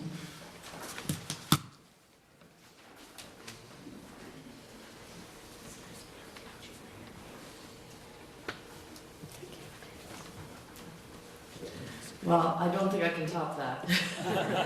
We're very passionate at Tony's Meats about what we do, but your story always inspires me every time. So I'm just going to talk a little bit about the company, the history, who we are, what we do. It always amazes me, Tony's Meats has been around since the 60s, and there's still people that are discovering that we're here every day. So it's an exciting story for me to share, especially coming from away 5 years ago. So the history, 1963, it was started by Tony Van Gessel and his family. Initially, it functioned as a chicken slaughter facility. In the 70s, they moved into beef and pork and began selling those cuts of meats directly to retail and food service within Nova Scotia. Later, into the 80s, Tony's daughter Jenny and her then now husband, Tony Overmar, purchased Antigonish Abattoir and started to look forward to the next vision for the company, which would be further processing. So smokehouses were installed at that time, and they started to produce products that could market the entire hog. With that, to promote those products, in 1985 they developed the Tony's Meats brand, and that was really where they started to take a foothold in the retail sector in Atlantic Canada. Continuing on into the mid-90s is when the Mr. Donaire brand became a part of the group of products that the abattoir was producing. In 2005, that brand was sold to Antigonish Abattoir, and today is one of our top-selling lines, actually the top-selling line. 2007, Tony and Jenny looked towards retirement, and they sold the company to a group of farmers that were interested in retaining a local slaughter facility for their hogs. Unfortunately, in 2013, we, as part of the push and change in industry, needed to take the plant to the next level of global food safety, and the age of the facility just wouldn't pass at that level, so we had to close the slaughter floor. And then in 2015, as a result of that change, some of the shareholders were getting up in age and not having the slaughter facility. It was a good time for them to look at succession planning, and a very eager and invested senior management team, myself included, made that transition to purchase the company and make sure that it could be retained in Antigonish as a important employer and economic provider for the community. 2016, since that time, there's been a lot of investment and a lot of growth and success for the company. 2016 was a very good year for us. We finally achieved national distribution with the Mr. Donaire line, coast to coast. So that was a big accomplishment for all of our employees. And receiving the inaugural award for Export Recognition Award through the Chamber and NSBI was certainly a feather in the cap, icing on the cake for us. And we're looking forward to the event next week where Exporter of the Year will be announced and we are a nominee. So it's been quite an exciting year. As mentioned previously, there's three of us that own the company: Dan McGilvery, Aaron Tingley, and myself. Dan has been with the company for 20 years. He's in the general manager role. Aaron hails from Pictou County, but has 17 years in with the organization, taking care of our sales and distribution. And I'm on the plant floor working with our team there, and also business development as we move forward. Our vision statement, we're looking to creative and passionately produce safe and value-added product, and we want to become the #1 choice for meat products on the East Coast. Donaire, we are already well on our way in that regard. The Tony's Meats brand has been one that was very focused on Atlantic Canada. And as we have new products developed, we're looking to push those borders as well and look to other national and potentially international markets.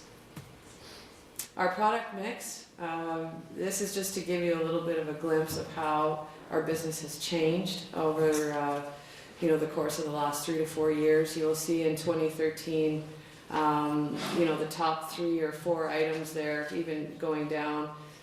We used to package a lot of fresh lamb. Lamb was also slaughtered at the plant until 2013. And when we closed the slaughter floor, there was another that opened up, Federal Establishment in Truro. And so it made sense that business relocated to their facility. It's great that it stayed local. It was an impact for us, so we had to go in and replace that business, which we have done. And you can see the change, or the mix change, to 2017 within our top 5 products. We now have a halal deli line that we process in the facility, and that's a co-pack, so it's for another company out of Ontario. But it's a growing niche market, and we are actively pursuing other business because we feel it's important that those products are available locally, and also that we can take advantage of that window where there aren't necessarily other processors that have that certification within their facilities. Our sales and distribution mix. So you will see over the last couple of years and projected for the end of fiscal year 18 for us, that would be the end of February of 18. You will see that our Nova Scotia, the percentage that of our total sales being distributed into Nova Scotia is slowly declining, but that's only because we're looking into outside markets.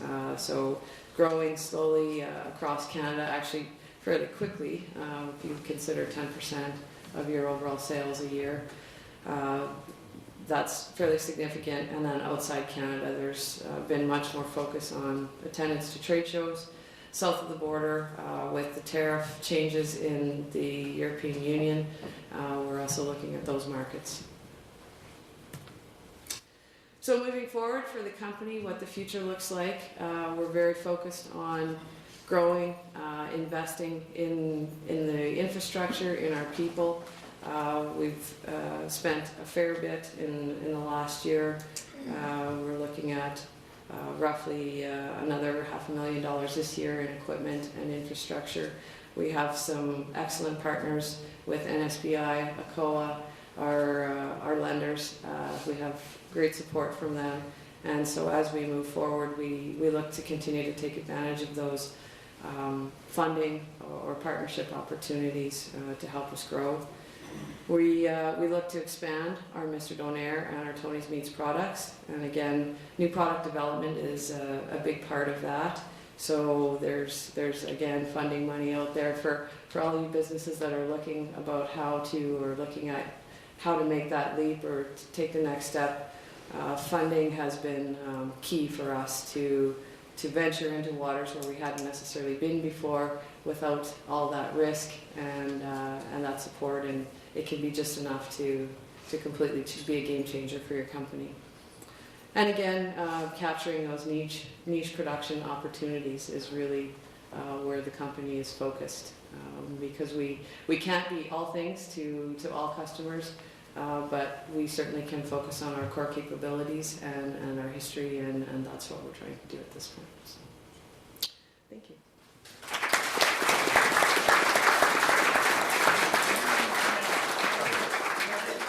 And I want to thank Lenita for coming in. In her role, she's probably faced with challenges every day. And this morning, she had one of those such challenges, which she's, I understand, dealt with effectively, and then showed up here to tell you all about Tony's Meats. So, I guess one of the big things that was an interest for me, when I walked into the grocery store, I said, Tony's Meats is a great local company, but I'm walking in the freezer section, and next to the Swanson TV dinners, I see a Tony's Meats frozen donaires, and I said, yeah, that's what I'm talking about. Somebody who's commercialized to that level. So that's great. Our final speaker is Mark Gabrieau with Gabrieau's Bistro, and he's going to tell you all about your favorite restaurant.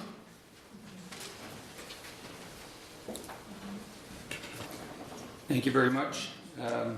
I'll keep this schedule, so I don't have that much to say, but anyways, I thought it would be best to go first, not last, but I actually had gotten some speaking points listening to the other panelists.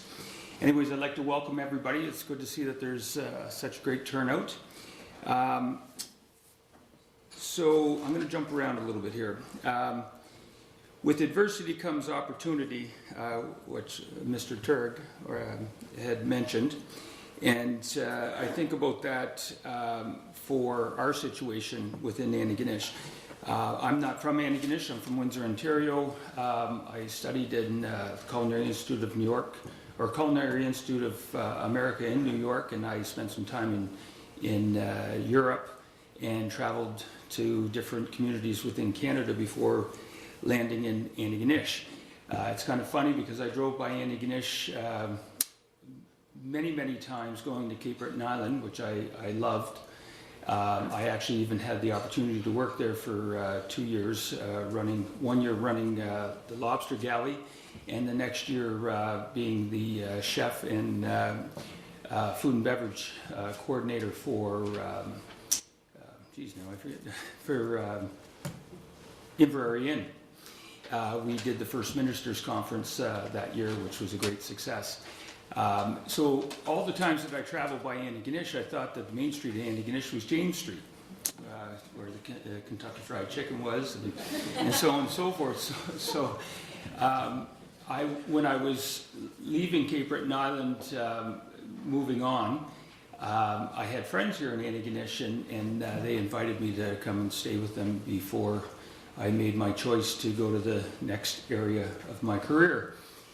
And so I came here and I was like, wow, this isn't the main street. The main street's, down here. And so I got to know the community, and I said, Jesus, I said, I really like this community. And what stood out to me was I was worried about succeeding in a small community because I wasn't sure if I could do what I wanted to do, because my culinary experience and what I wanted to bring to the consumer, you have to have the audience. And spending the time that I did here with my friends, I realized that with the hospital and with the university and with the service sector, the diversity of the community, that more than likely I could produce the cuisine that I wanted to and have a market. And because I wanted to live in a small community, I'd lived in some very large communities and I didn't like it. I wanted to be near the country, and I wanted to be in a community that felt like a community, that operated like a community, that believed in community. So anyways, I ended up staying here. And when we talk about adversity creating opportunity, I was lucky. I got into business with another individual in the community at Sunshine. In the end, that didn't work out, and both myself and my wife found ourselves unemployed a few days before our wedding, and many people contacted us and begged us to stay within the community and not to leave. And my first thought was to go back to the large hotel industry, which I had spent most of my career, and I had some wonderful job offers, one in Ottawa and one in Edmonton. However, my wife was from Antigonish and her family was from Antigonish, and I loved Antigonish, so I enjoyed the encouragement that these individuals gave, and so Karen and I looked to open our own business 100%, and that's when we opened Gabrieau's. And to talk about the support of community and the importance of it, we had some money put aside that we had saved. Karen's parents offered to assist us in whatever way they could. So we went to customers and friends that we had within the community who had supported us in our first endeavor. And we put a proposal, or sorry, we did our business plan, and we knew the building that we wanted, and so on and so forth. So we met with 5 couples. We presented our plan. We asked for investment of $25,000 from each of them. 4 of them gave us a check that night, okay, and the last one gave us a check the next day, okay. So that's supporting community. And if it wasn't for that investment, because banks are wonderful, as you all know, however, they don't like to invest in restaurants. So needless to say, that's how Gabrieau's started. We opened in 1999. We bought the old Adams Bakery building, and the gentleman who sold it to us was very gracious in the purchase price and the cooperation within us purchasing it from him. I think he felt that it was Chester Myers, a wonderful gentleman. I think it meant a lot to him to sell it to a young couple who would do something positive with that property. So we purchased the building. We opened in 1999. We totally renovated the building. We gutted it out. We renovated it from front to back.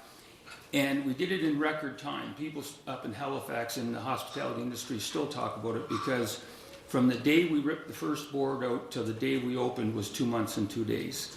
And that could only happen because of the quality of the tradesmen in our community and the willingness for them to work together on a common goal to get us open.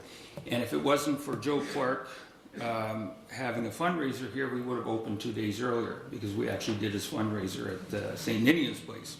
So we had to postpone our opening. And some people that I have a lot of respect for up in Halifax in this business told me that we weren't going to open, we would never open before September. And I said, no, we're opening in June, because we need to get the tourism season to build our cash flow, and we did. So we started in 1999. We built the Hawthorne building, 1999. 3 years later, we tore down old Pete Poirier's bottle exchange building, which we had also bought the property behind ours, using the foundation as our down payment, because we didn't have to tear it out and put a new one in. We were able to build the Hawthorne building, which houses 3 3-bedroom apartments and a commercial space, which we use for the Hawthorne room, which is a banquet room with an open kitchen. 3 years after that, we were faced with a small dilemma. We were having a problem with the flat roof on our building, so the choice was spend $60,000, put a new roof on, or spend $500,000 and add 2 stories. So, of course, me being very optimistic, I built 2 stories, which provided 3 more 3-bedroom apartments. So that's how we ended up getting into the rental and property development business. So after 2005, we started acquiring residential properties, subdividing some properties and building new ones, and that was in 2007. And we're now up to 7 properties outside of Gabrieau's Bistro in the Hawthorne building. So we opened a retail store, Culinary Closet, and operated that successfully for 7 years, but found in the end that it wasn't profitable enough for us to continue. Retail is a very tough beast. I would even say it's a little tougher than the hospitality industry, but they both have their challenges. So unfortunately, we closed it, and we miss it. And if I ever have the opportunity again in the future, I would maybe go and try it again. We've been very, blessed within the community, the support that we've received. We've enjoyed the opportunity of being able to help others and invest back into the community, supporting nonprofits. We've always had a very strong apprenticeship program at Gabrieau's Bistro, where we train individuals, first-year apprentices, second-year apprentices, and third-year, who go on to run their own kitchens and travel the world with their culinary skills. We're very proud of that. I was informed by the apprenticeship training that I have sponsored more apprentices under my ticket than any other chef in the province. And,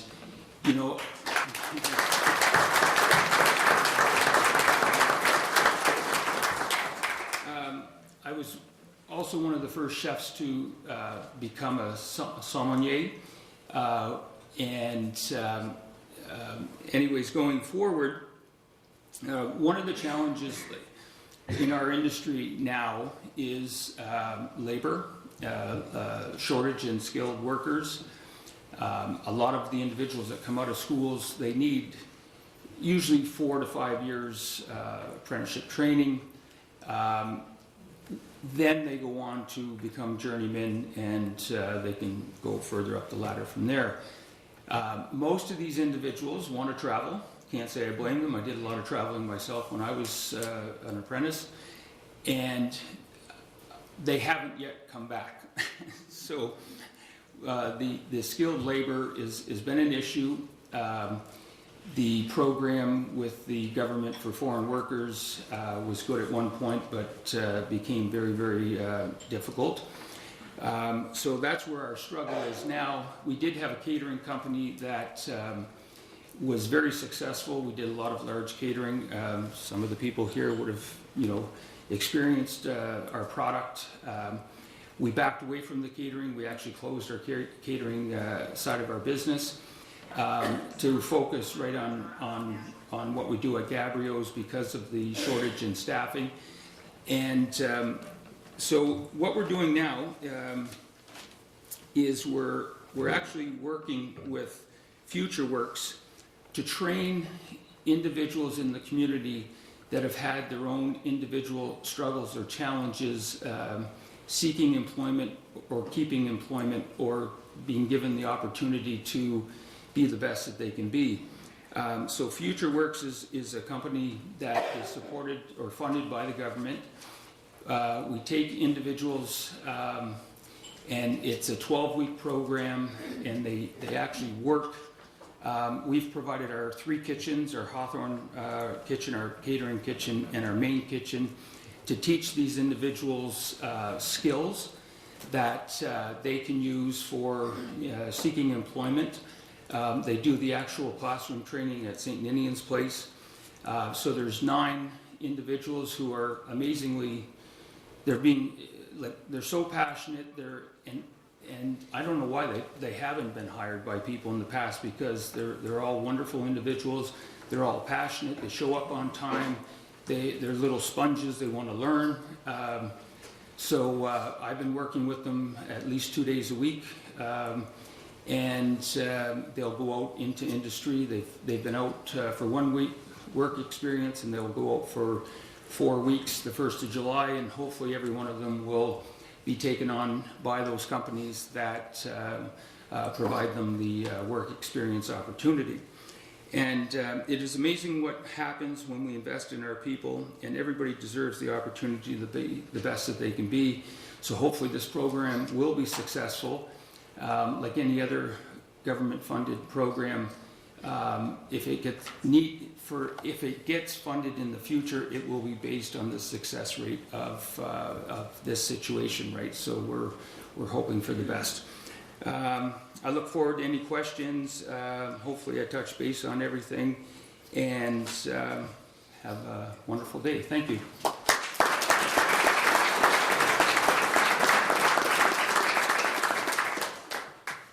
So Mark has talked a little bit about one of the challenges being labor, as well as some of the success factors in terms of the ability to acquire those skills up front, but unfortunately lose them.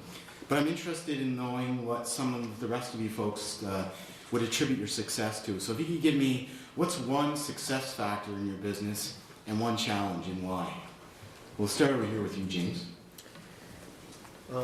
Okay, so I think one of the biggest success factors in my business is, and maybe this relates to your other businesses as well, is just when a client or customer comes to see you, try to imagine it's your money.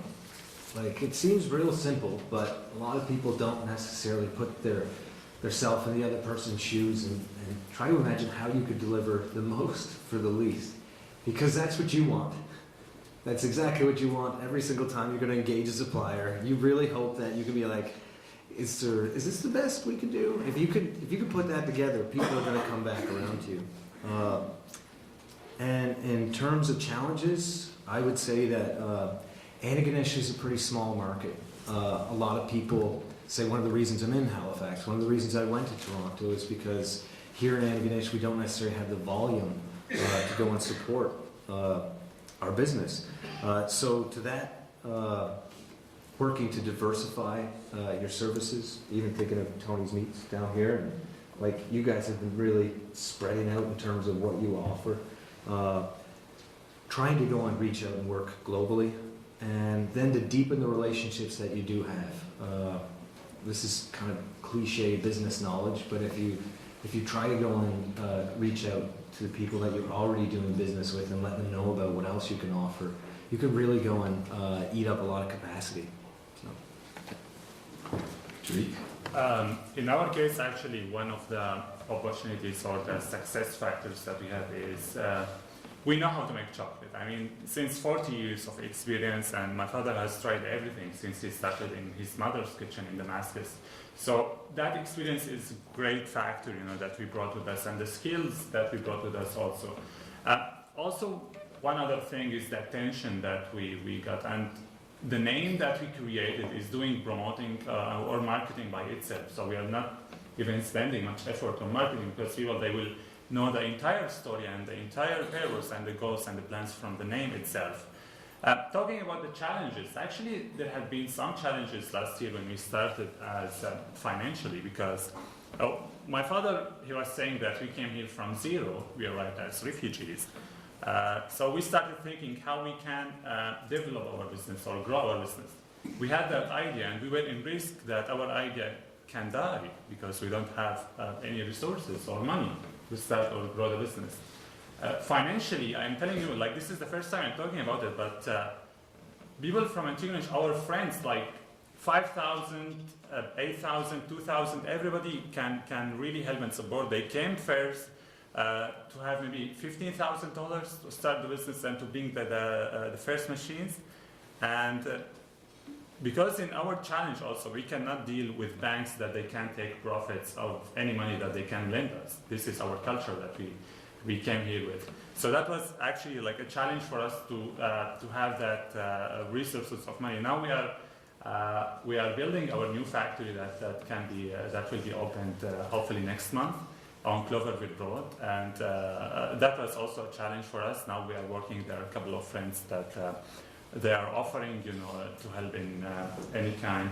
So yeah, for ourselves, the chocolate, the experiences, the taste that we have is a great opportunity or a success factor. And financially, we are now safe, but I think it's also safer to have a couple of options and to meet all together, and for the resources in town to go to small businesses to tell them that what do they have and what can they offer. We reached out to ACOA from the government, and Invest Nova Scotia, that we are now members of board of directors with them in Halifax. They are the governmental fund. So that's it. Thank you. Okay. And Lenita. I would say in our case, one of our greatest successes is our ability to be flexible and adapt to change. The food industry, just in the time that I've been working in it, has changed drastically. And so I think being a small or medium-sized business, we can walk down the hall with an idea and we can make it happen very quickly. Whereas some of the other larger organizations, that's a bit of a challenge for them. And also the knowledge base and the loyal staff that we have. We have a number of employees that are 25 to 30-year employees. They have that history, they know what works, what we've tried, what didn't work, and coming to work every day with that passion and belief in the organization certainly helps with their success.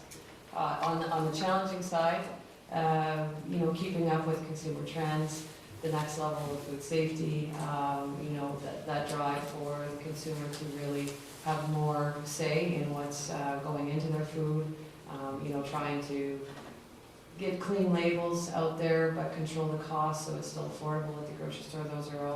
Those are all challenges, as well as marketing head-to-head with the larger organizations that have very deep pockets, and trying to get your company story out there, understand that we do make quality products even though you don't see us on TV or hear about us on the radio. Just that awareness. Social media has sort of somewhat leveled the playing field for small and medium-sized businesses. And Mark, would you like to add to that? Yeah, so I guess our challenges, I mentioned on the labor shortage, but our largest challenge now is the revenue stream and cost of product. We've seen the downturn in the economy. We were very fortunate here when the recession started. It didn't really affect us because Antigonish is sort of like an economic oasis. There's not much boom or bust. It just sort of keeps chugging along. But what we started to see was, after many, many years of negative news, it started to affect people, and they were holding on to their dollars. So at time, we've had a lot of increases in cost of product, as you people see in the cost of food products have increased substantially at a point in time where we really can't increase our prices, or our market doesn't allow us really to increase our prices. So the bottom line starts to shrink, and that makes it very difficult for us to give more back to the community. Also, the movement of the highway affected us as far as tourism goes. Our tourism season was down 36%, which is huge because in 4 months we do 70% of our sales. And most people think that we're busier when the university is in, but our busy months are actually July, August, September, October because of tourism. In the old days, our tourism was from like the middle of May to say the end of September, but now it's moved. Mother Nature doesn't cooperate. We're not getting the best of weather in the spring, but so we need to do a better job marketing Antigonish, town and county, or our community. As individuals, businesses, we can promote ourselves and market ourselves on locally, provincially, regionally, but the area needs to be marketed by the town and the county. So when we talk about partnerships and strategic planning, it's unfortunate because we knew the highway was moving for 12 years, 15 years, right? And everybody knew what was going to happen when the highway moved, because everybody knew that elsewhere that they move highways, that there is a hit to the economies. So we didn't really take advantage of that as a community, and we're feeling it now. I don't think that, or how do I put this to be positive?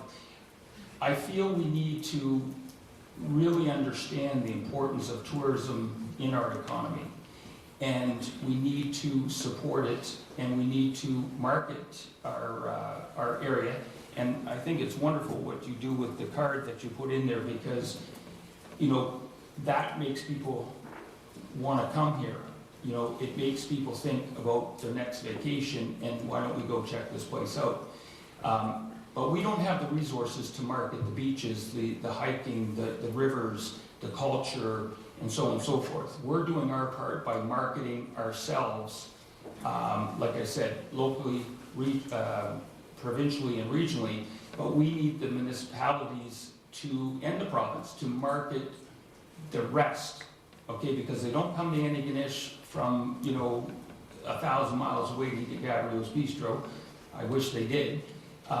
It's great that they come to buy chocolates. That's pretty cool. But we're here to service them when they get here. They do come for all the other things. So we as a group need to partner and work together to better promote our community, not only for tourism, but also for a place to study, a place to live, a place to work, a place to retire, or a place to invest in opening a small business. Thank you. Okay.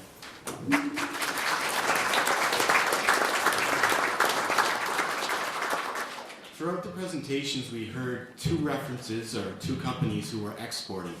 I'd like to know, so that's Tareq and Lenita, could you tell us how you moved from local supplier to exporter? Like, what made that jump for you? I'd like to know that, because whatever that secret is, I want to talk to hundreds of businesses in our area and tell them that secret. Yeah, so when we started, actually, we started with Antigonish Farmers Market first. Like, we didn't have the store yet. We were making in our kitchen. And then we started applying for a couple of farmers market, like in New Glasgow and in Nabu and in Halifax. Then, because we had so much demand across the country, we didn't have, we were really encouraged to start that as soon as possible. But we were thinking first, are we really ready to do that or not? By August, when we opened the small factory, the first shed that we built, we were thinking, is it the best time to open the online store? After 3 months before Christmas, I was receiving tens of calls every day. People, they want actually Peace by Chocolate to be shipped to their locations. And I started actually taking the parcels by myself to stables to ship them by Bury later. I didn't even, I didn't know how the process was working for shipping. It was so hard, it was really difficult, like, to get every parcel, to go to stables, then go back, then you receive a call, then go back again, then go. So like 10, 15 times a day, I realized that there is really a demand and we should organize ourselves online to be ready to start shipping across the country. We opened, as I told you, the online store before Christmas, and I didn't expect actually what we would have. And then the orders started coming in a really very huge amount. So I think that exporting really is a great opportunity for the town to promote itself by the products from the businesses here.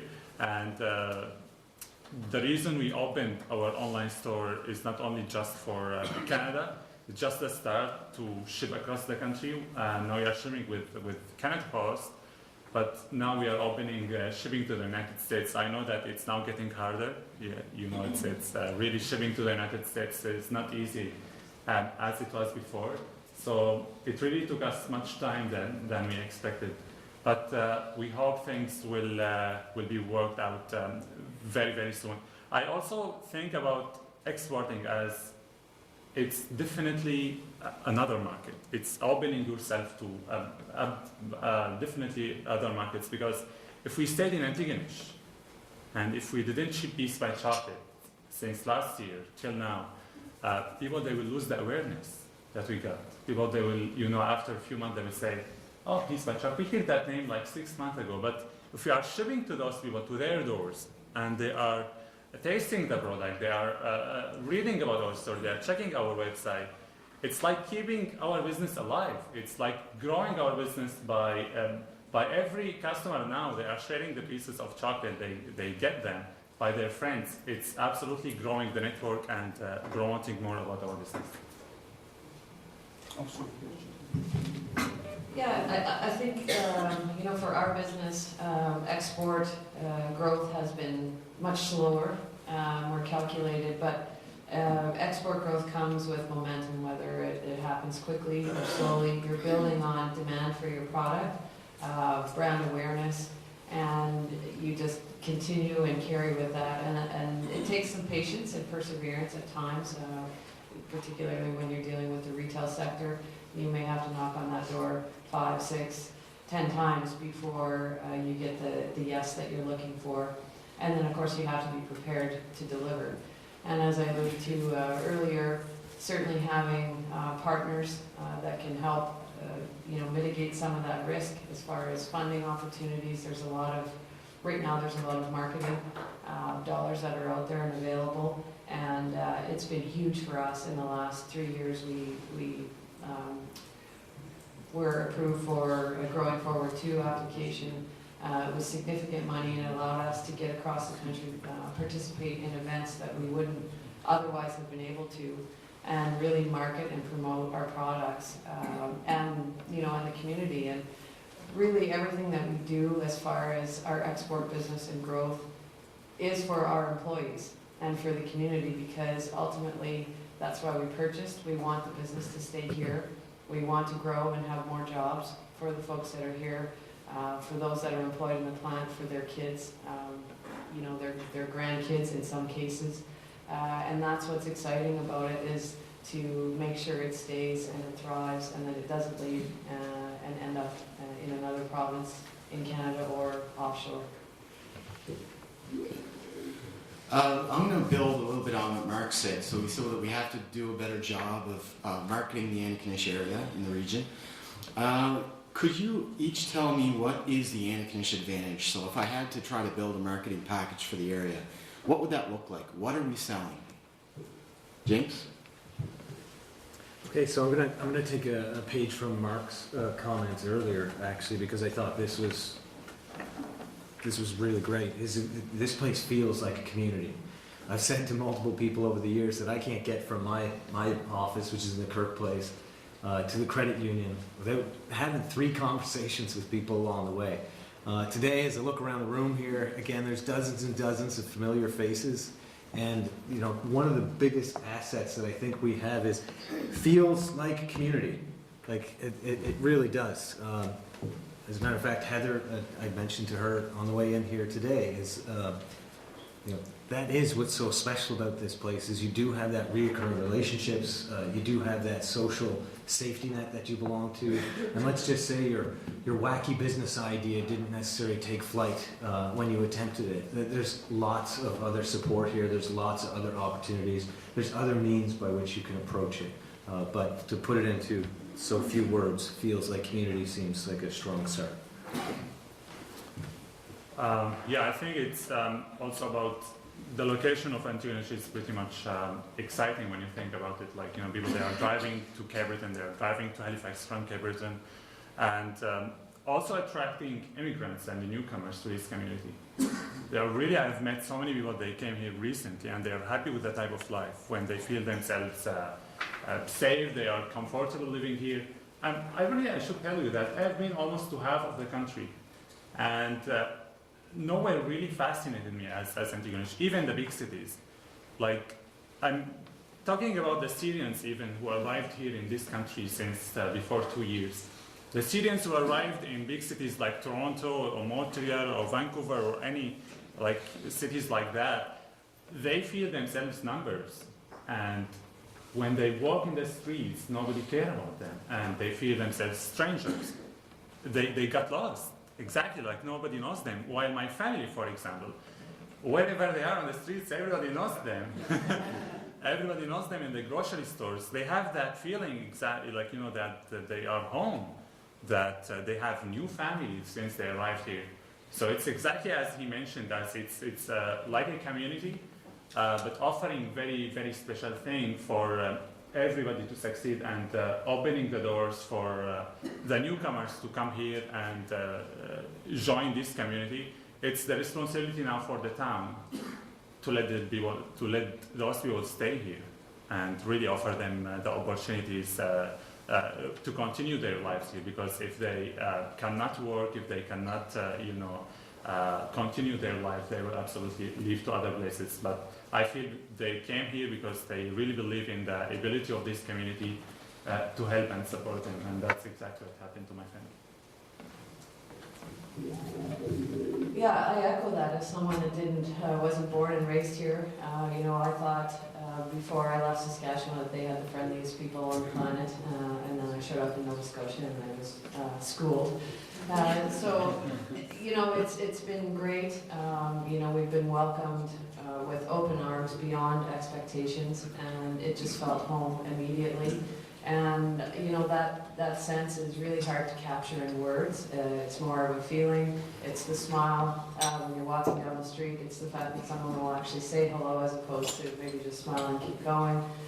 You know, there's just the little subtle differences about living and working here, and you know, the opportunities to come together.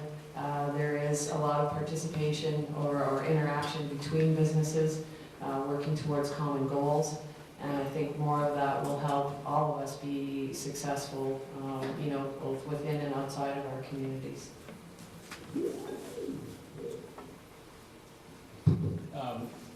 I think I mentioned that earlier about being a community. I have foreign workers working with us now, and the individuals are always amazed because they've worked in other places before coming to Nova Scotia. And one of the things that they all mentioned was that in some jurisdictions that they've worked before, they were kind of shunned, or they felt like they weren't welcome, okay? Where here, they find that when they walk down the street, people look at them like, oh, that's a new person, but they actually engage them. And they ask, you know, who are you? Where are you from? Are you working here? You know, and people, like, it's sincerity, right? That they want to know who they are, and they welcome them to the community. I have a gentleman that just started with us from Mexico, and he spent time in the States, and he said he wasn't welcome there. And he said, here, I feel so welcome. And he's only been here a week. You know, so it's amazing, and I think that's something that's very important. And I think that extends to that we want people to succeed, and people reach out to help others succeed. And I'll take you one step further, is two things. When Karen and I were at a crossroad in our life, if it wasn't for the support, the people reached out and asked us not to leave the community and stay in the community, and then backed it up by supporting us, and those who have supported us ever since. And unfortunately, well, not unfortunately, 6 years ago I had a stroke. I had a hemorrhagic stroke, a brain bleed, and people were calling, offering to work free at the restaurant. People said, I don't know what I can do, but I can peel vegetables. People were like cutting my lawn, you know what I mean? Like my lawn never got cut so many times. But people were watering our gardens. Like we have a small farm, and we produce about 50% of the produce in the summertime for a restaurant. People were weeding, people were watering, people were like the amount of people that were calling and offering to do whatever they could, knowing that we were sort of in a pickle because, you know, my recovery was 6 months. So yeah, you don't get that. Like you said, in bigger cities, you're a number, and it's unfortunate. And I'll just add one more thing. I love this story. There was a gentleman that came into the restaurant, this was 2 years ago in the summer, and he kind of looked bewildered. I was talking to him out front, and he said, do I look like somebody in this community? And I said, oh, no, you don't look familiar to me. No, are you sure? I must be like somebody's twin. And I said, no, you don't, no. And I said, why did you ask? And he said, well, my wife and I pulled up to the art gallery down at the other end of town near the courthouse. And I walked down here, and she said she'd meet me down here, we were going to have lunch. And he said, every person I walked by looked at me and said, hello, good morning. And he said, they looked at me like they knew me. And he said, that's really strange. And I said, where are you from? He said, downtown Chicago. And I said, well, here it wouldn't be polite to walk by somebody and avoid eye contact. Well, that'll get you killed in Chicago. and you know, I never really thought about it, but to him, that was just really uncomfortable that everybody that he walked by made contact and said hello. So there is a culture thing here, right? So I think that is one of our biggest assets, is people care and people want to see other people succeed. Thank you. Yeah.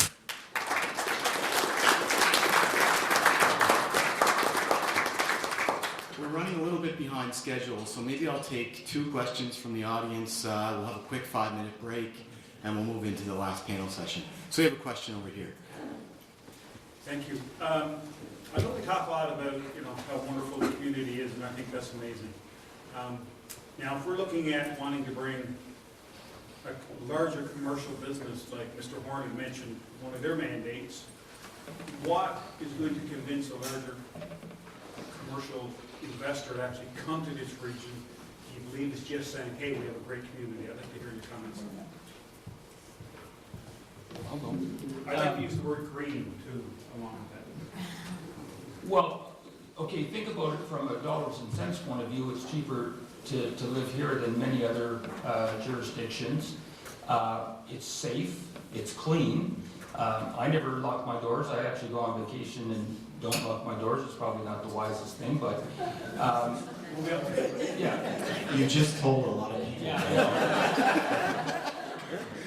I got a big dog, don't worry. Well, we have a lot of competent people and services. We have skilled people. You know, we talked about location. You know what I mean? We're right on the Trans-Canada Highway. Low tax rates, exceptional education system. People care about their health and well-being, so if you want a healthy workforce, then you want to be in a healthy environment, which we provide. You know, quality of life. Like people don't. The most important thing is not the amount that they get paid, right? So if you're going to provide if a business wants to have a really good workforce, it is about quality of life and what is offered to them outside of the work, right? So if they can come somewhere where it's safe and their kids can get an excellent education and they can have great resources for activities and be a part of a community, which they might not have had that feeling before. So I think there's all sorts of reasons why a larger business could be extremely successful here. Right? Thank you. Yeah, so I will just comment on that too. Like, in addition to those logistic things, there is also a very important thing is about the place. There is a place for everybody. I really mean it when I say, and in town, you can define it as a small town, but it has everything. Like there is a hospital, there is public library, there is banks, there is absolutely everything everybody's need to live his own life. My family, they don't need to travel anywhere to bring anything. Now there is everything, and the grocery stores, even they are bringing the materials that my family need and our business needs. So I think for a bigger business to think about coming here is absolutely an opportunity even for him to avoid the complexity of a big city and come here to a small town where everything is available. Thank you. And we have over here.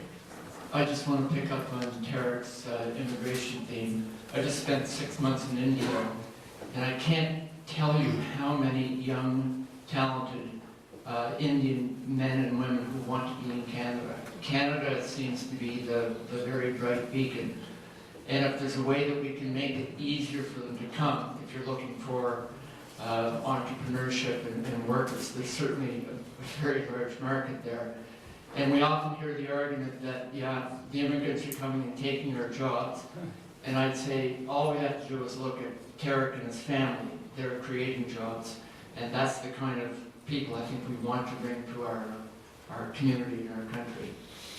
If I may, if I can, I'd like to kind of add to this because I made some comments about it earlier, or some notes about it earlier, is I think one of the biggest challenges that we have too is understanding that in this new economy, if we're able to go and bring people something as simple as high-speed internet. I mean, earlier there was a comment about cell phone connectivity, but I recently got high-speed internet out on the old school road right there. And while I can come into town and work in my office, having that high-speed internet at home, it infinitely allows me to go and expand businesses that I can run around the world. And I have a couple different businesses that don't necessarily have a geographic focus associated with them. So when you look at people coming from India, for example, who may already have businesses that they're capable of running when they get here. They can pay taxes on them here, they can live here, their kids can go to school here. But, you know, from an infrastructure perspective, we really need to go and look at how do we go and get higher speed internet in more places. Because I was on Seaside Internet before Eastlink ran a line down my road, and Seaside was not doable for video conferencing. It wasn't easy to go and do live streaming, you know, and screen sharing and stuff like that. So I think, you know, we can go and trump that quality of life probably better than almost a lot of places in Canada. But we do need to go and have that sort of like insistence, and maybe that's our government partners, but we need to go and get that ability for people to take their businesses that are already running and say, you can live here even if you work out there on the web. Yeah. Okay. Good. You want to take the last question over there? Okay.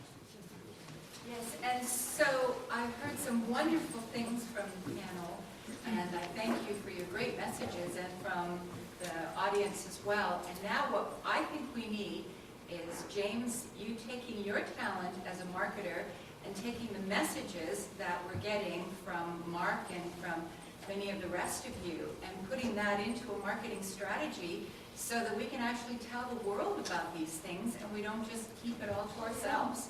We need to be out there with this message because our message is very strong and very positive. Thank you.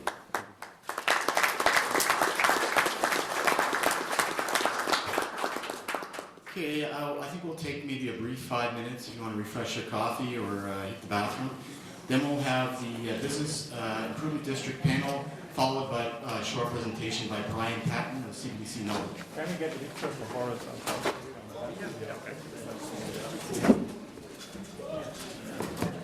great. Oh my goodness, thank you. Thank you so much.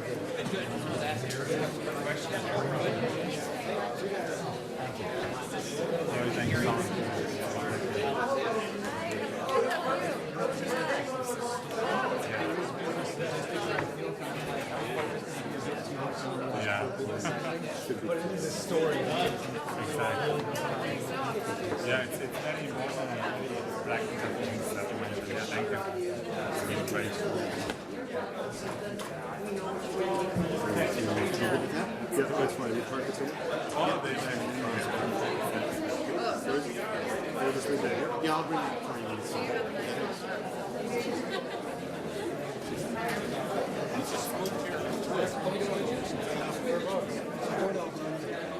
So you're just starting with the cards I gotta tell you,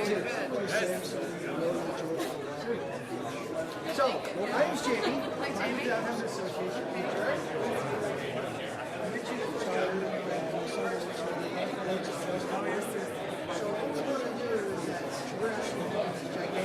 No choice. I gotta wait for you.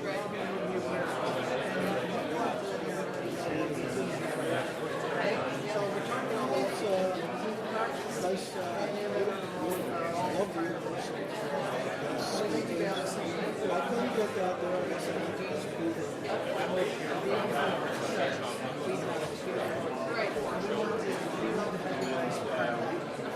Just like the side.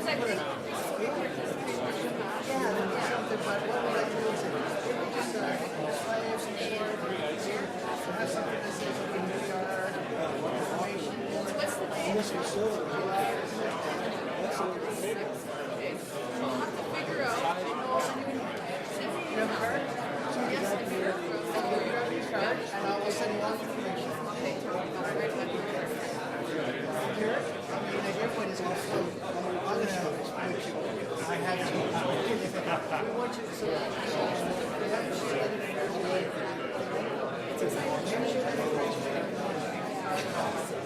Tell everybody that. Yeah, come see me, sir. That's awesome. Yeah, thank you. All right, I'll send you. Do you have your? Yeah. More upcoming ones. Yeah. No, actually, I was using that. She's coming All right, I'll do that. All right. Yeah, we'll just, we have some work with Jeff. He does a lot of, it's just, so he does a lot of mandates and habits and. I mean, I haven't done so much, I haven't been here so much, I've been out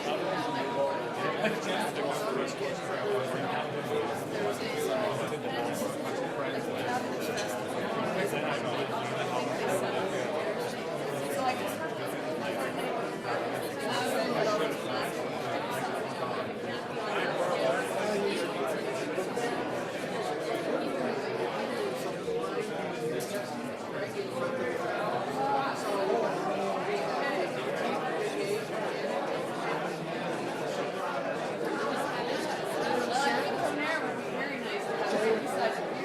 Followed up by a nice chocolate.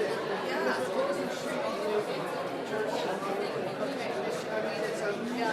Project for us. Is this the first year support? No, it's just always just church. Yeah. So now it's we're bringing the world. We can do this time. We can do it every time. Even there was from day one. This whole thing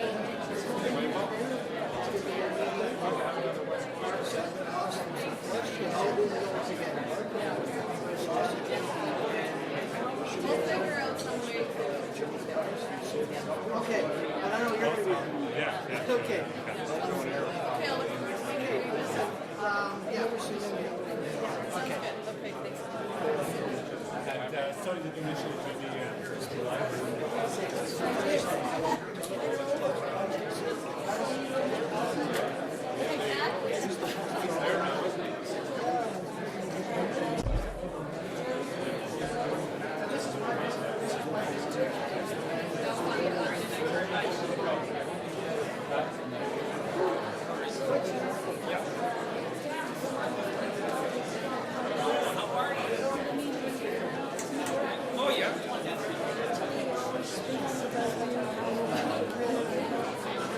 out west, yeah.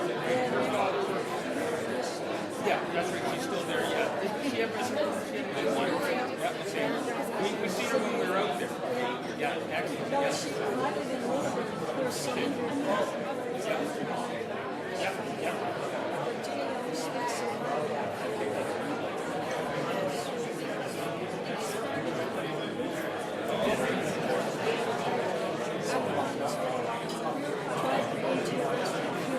You probably travel through on the Sunday. Yeah.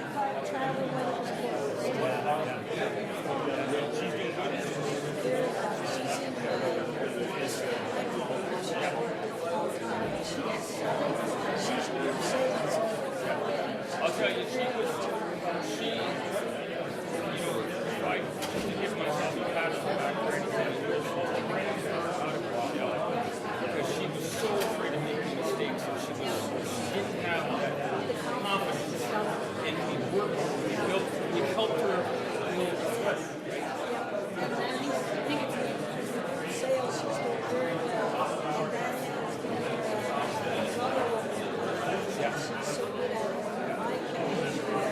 She was sincere.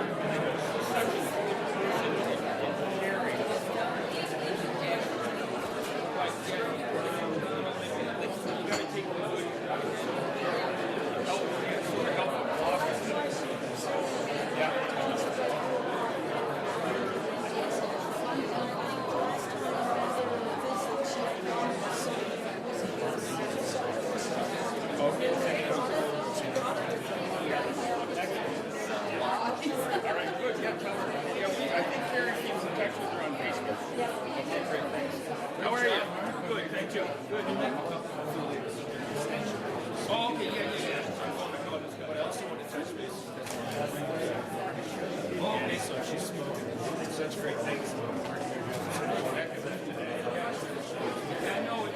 You got to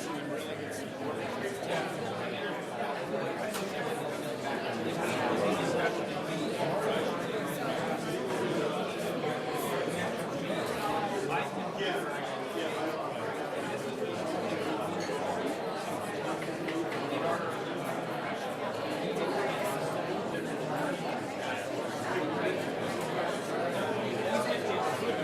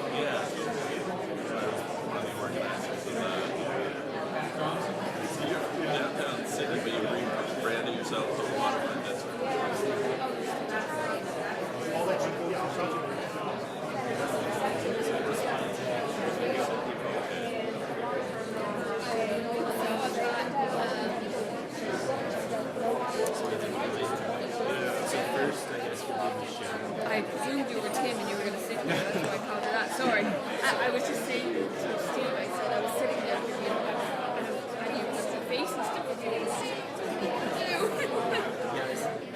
Yeah. Yeah. Hyde and Geraldine and Tim Rose. Yes, yeah. So there we go. Yeah. These were the last questions that I had. Yeah. Okay. That's great. Okay. Thanks.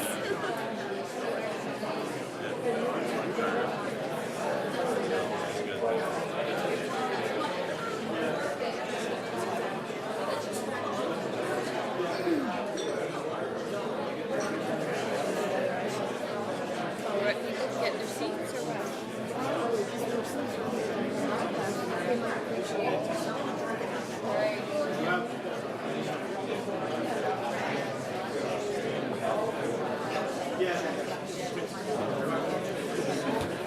Excuse me, everybody. I'd like to introduce the third panel. Get back to your seats.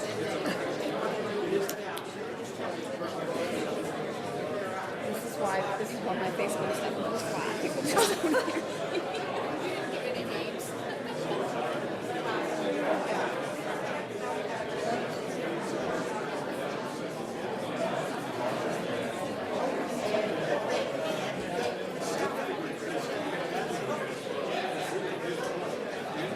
If everyone could please take their seats, the third panel discussion is about to begin.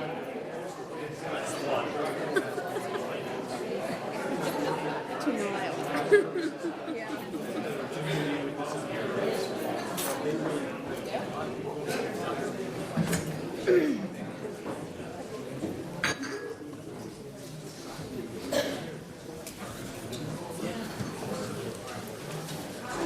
Good morning. My name is Misty McDonald. I'm an Economic Development Officer with the Eastern-Strait Wren. I'd like to introduce the third panel for this morning.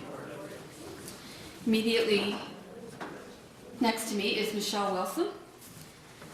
Michelle is the Executive Director of the Sydney Waterfront District. Within the past 3 years, the organization has undergone a successful rebranding and continues to work toward revitalization of the area. Michelle has been a member of the downtown business community as the former owner of Timeless Moments Bridal Salon and Formal Wear, and served terms as Vice President and President of the Sydney Waterfront District Association before accepting the position of Executive Director. Michelle holds a Bachelor of Science from Dalhousie University. Next to Michelle is Ida Scott. Ida has been the manager of the Bridgewater Development Association since 2003. In this capacity, she has worked to establish a business improvement district in downtown Bridgewater. As an accredited business retention and expansion professional, she is immediate past president of the Business Retention and Expansion International, and along with a group of volunteers organized the 2015 BREI conference in Bridgewater. She has been a board member of BRE for the past 8 years and has coordinated 2 business retention and expansion programs in the Bridgewater area. Ida is also the board chair for Women Unlimited, an organization dedicated to assisting women in entering trades and technology jobs. And through her consulting company, Economic Spectrum Unlimited, she has consulted on project evaluation, strategic planning, organizational behavior, human resources, and project management for the past 26 years. Geraldine McDonald has been the Director of Community Economic Development for the town of New Glasgow for the past 8 years and has extensive experience in community economic development, along with a background in teaching and project management. She is responsible for the development and implementation of a comprehensive community development plan for New Glasgow, which includes a recreation master plan. She has held positions with the former Pictou Regional Development Agency as a community development officer and was also its acting executive director. Tim Rizesco is the executive director of the Downtown Dartmouth Business Commission. Over the last 5 years, he has encouraged and supported entrepreneurs in opening businesses and revitalizing the downtown. Tim has helped build a sense of community in downtown Dartmouth by championing new events like Switch, an annual open street festival, and Movies in the Park. Tim serves on the board of Margaret's House, the Dartmouth Kiwanis Club, the Dartmouth Book Awards, and the Sonobe Canoe Club. He has an MBA from St. Mary's University and a Bachelor of Arts from the University of King's College. So we'll start with Michelle for her opening remarks. I'll stand up here so people on this end can see me. In Cape Breton, business improvement districts are not well known, and to my knowledge, there are only 2 of us formally formed as such. The other one is quite small over in North Sydney, and we thought our budget was small. Theirs is way smaller. Many people often ask me what I do, and most people think I work for our city. So my answer is always that I love my job and I don't work for the city. I explain that no 2 days are the same, and that is part of what I enjoy. Of course, our mandate is basically promote commercial activity. We also manage a parking lot in our district to complement our levy revenue. So to promote commercial activity, it's a pretty broad term when you think about it. So since I can't actually do anything to truly promote one business over the other, we focus on the experience to be had in our district. We work on things like beautification, events and promotions, economic development initiatives, and advocacy. We often work closely with CBRM Mayor, Council, and staff. Sometimes I feel like I'm staff there myself. One of my favorites that we work together on is the CBRM Blossoming Program. If you've been to Sydney in the last couple of years, you'll see our beautiful hanging baskets. It started a few years ago, and it was a pilot project in our downtown core. It went so well that it was expanded to other areas of the CBRM, so we pay a portion from our budget to have beautiful hanging baskets on telephone poles, and the CBRM picks up the rest of the bill. There are also banners attached as well. To complement this program, I started our own. We had some merchants asking about having their own baskets or barrels. So I contacted Mabu Gardens, and so we invite merchants to pay for their own barrels or hanging baskets for their own business. And we run the program. So we have the contract with Mabu Gardens. We collect all the payments and the flowers get delivered and installed. It's a great program. Most also opt in. We offer a maintenance program through Mabou Gardens, and a lot of the merchants opt in for that, so they'll have beautiful flowers right up until usually mid-October. We've hosted several events over the years, most recently our 10th annual tree lighting event with the Sydney Credit Union was our presenting sponsor. We've hosted summer festivals for many, many years, and last year we were asked, quite last minute, not to mention, to take over the Action Week Festival that has been, it's about 40 years old. So it will now be Sydney Waterfront Festival, and this year's festival is also going to feature the Rendezvous 2017 Tall Ships Visit among our various events and concerts.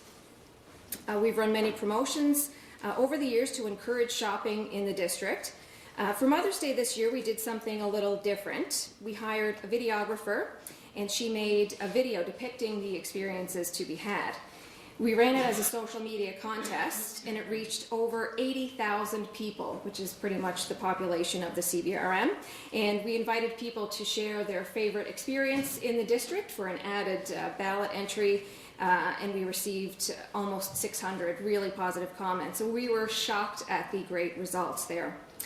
I've also been called on to join many steering committees, and from major events like Rogers Hometown Hockey to shooting a music video for Johnny Reed, which was pretty exciting. You never know where you'll find me.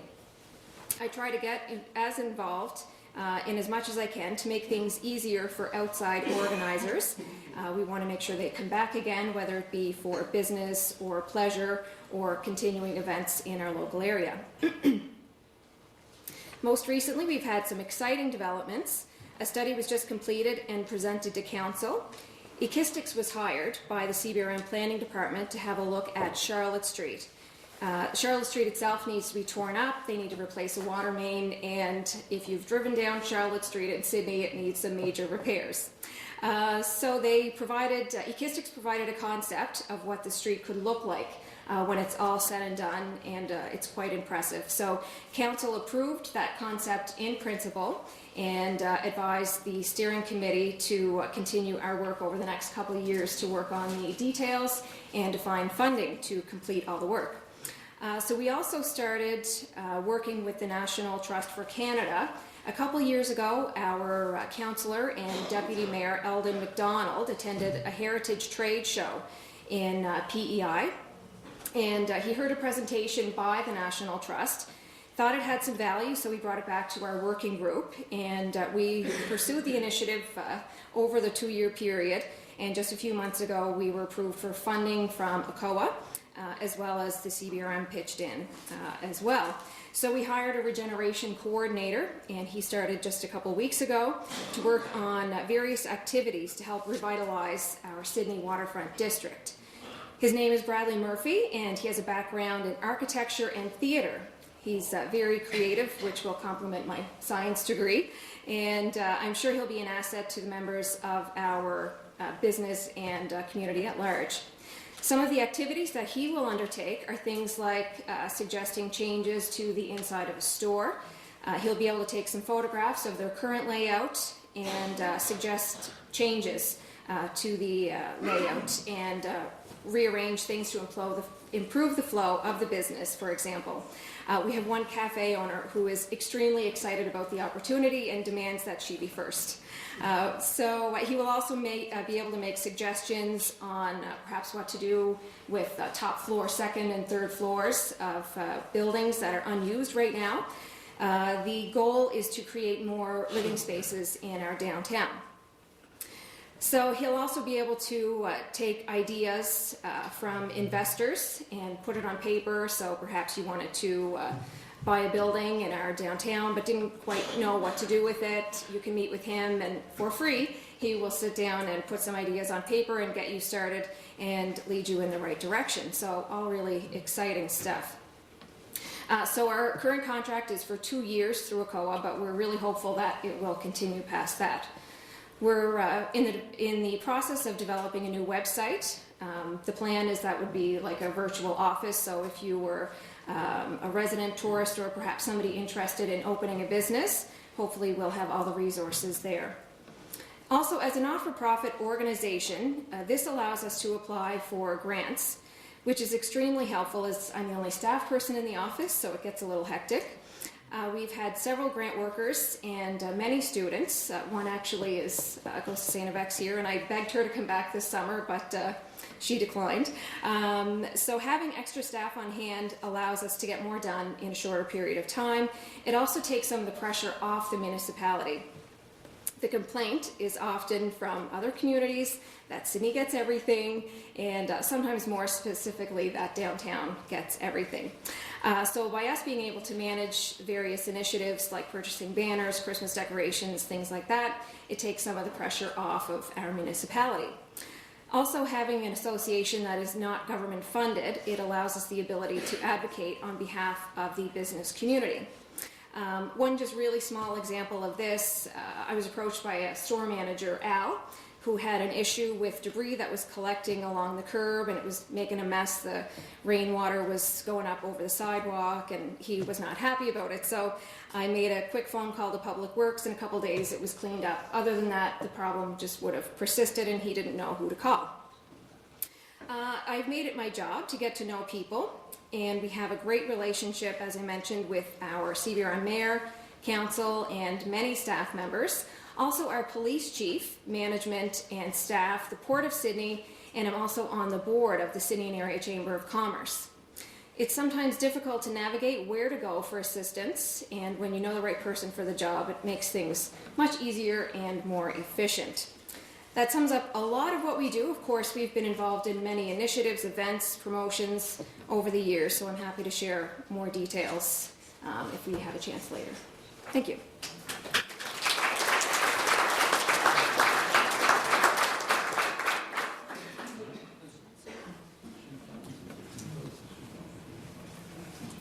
I think I'll speak from here.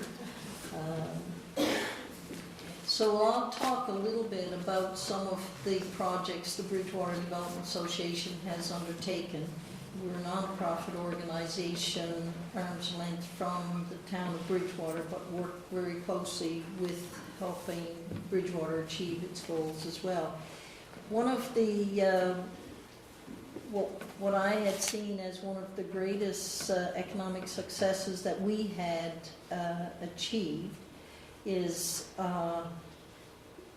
we have land, residential land, commercial land, and we sell that land to get our operating money. So in the 14 years that I've been with the Bridgewater Development Association, we've had to go to the town for money only 2 of those years. So over that time, just on the land sales and the developments that have happened through those land sales, the town takes in over $500,000 a year in property tax from those developments. One of the projects that I really like and I think can work here, and certainly hearing everyone present today, I think it would be valuable, is that we created Showcase Bridgewater, and for 4 years now we've delivered that, where we invite in business developers, businesses, site selectors. We have presentations, we have a coach tour where we introduce them to opportunities to invest in, and our whole event surrounds why their business should be in Bridgewater. And we involve as well the building official, the planning development officer, director of planning, the mayor and myself usually narrate as we go on the bus tour. But what we do is just to try and really point out, here are some that were opportunities last year, but they're now success stories, or here's why your business could be here. Of course, because I sell land, I take them by the land that I have for sale. And did I tell you we had land for sale? So, but the Showcase Bridgewater certainly is a challenge to attract site selectors, and I usually go after larger businesses in the country to try and entice them to expand into the Bridgewater area. But it's hard to get them to attend, and it's very impressive to see so many business people here today as well. And And certainly that's your main ingredient for success, is when businesses come together and want to make something happen, they can. One of the projects that we took on, we had started a number of years ago and came up with a concept plan for developing both sides of the Lahade River as it runs through Bridgewater. And one of the projects that we were very successful with completing was developing the Bridgewater Marina. And I think now it might be 4 years that we've been in operation. And this year, all of our 33 slips are spoken for, and we do have transient boats that come in from outside the province and from all around the province. And it's been very successful.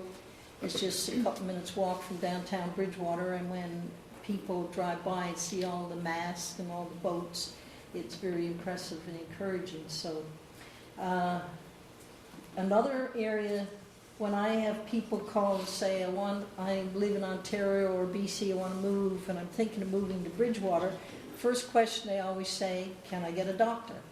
So one of the areas that we worked on and were successful in getting a collaborative health center built in Bridgewater, and we had prepare a business plan, a marketing plan, a business plan to the provincial government, and later one of the developers I had been dealing with came and said, the Minister of Health would like to have all your notes and your business plan because he wants to do something in our area, or in his own area. So, and now I think the province is using similar to this model to try and do collaborative health centers around the province.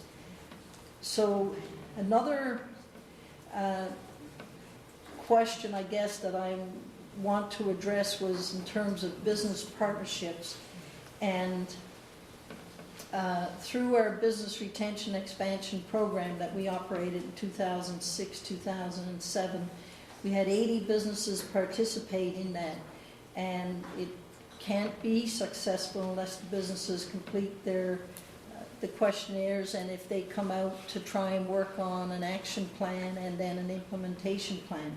At that time, we had 60 volunteers. We used a volunteer model, and we had 60 volunteers, and I had another 40 volunteers on other projects. We had a task force which were made up of members that were very highly respected business people in the community. And from the outcome of the business improvement, the business retention expansion program, we were able to use the documentation to secure many millions of dollars of grants for projects. One of the things that it shows, and shows me, is that when the business community come together and they speak, and if 80% of those answering a questionnaire, for instance, say certain thing will help them retain or expand their business, all levels of government will listen. And so when all of your groups that you're talking about here today, when everyone comes together, when all the businesses are focused in the same direction, governments will listen and they will make things happen for you. Because the business voice is strong, because communities and their tax base are built on that, on businesses. So we've just finished another business retention expansion program, and next week I have a business retention expansion business roundtable that we're conducting to come up with a plan of action and then an implementation plan. Another area on the river front development is an outdoor classroom, and it's all completed to be officially open in September. But it was one of the big areas here is that I had invited the the Blue Nose Coastal Action Foundation to partner with us on this project, because they understand the environment protection needs. They know where to get the money. The funding partners they go to listen to them because of their expertise. So Again, when you get a partner who is very well respected in an area that you want to develop, it's going to move it along. So they got 90% of the funding for that project. And it will, you know, be a place for students to come with their teachers to learn about the environment. Blue Nose Coastal Action Foundation has developed an educational program that they'll be able to deliver there as well. And what we're trying to do is introduce the students to testing the bacteria levels in the river, and as more trees and shrubs, local trees and shrubs are planted, go back and test it and see how the quality of the water has improved so that they can see that in first-hand learning. And I think it's the TD Bank Trees program. We had 400 trees and shrubs planted there at that classroom last year. So they're only tiny, but eventually they'll be large. So another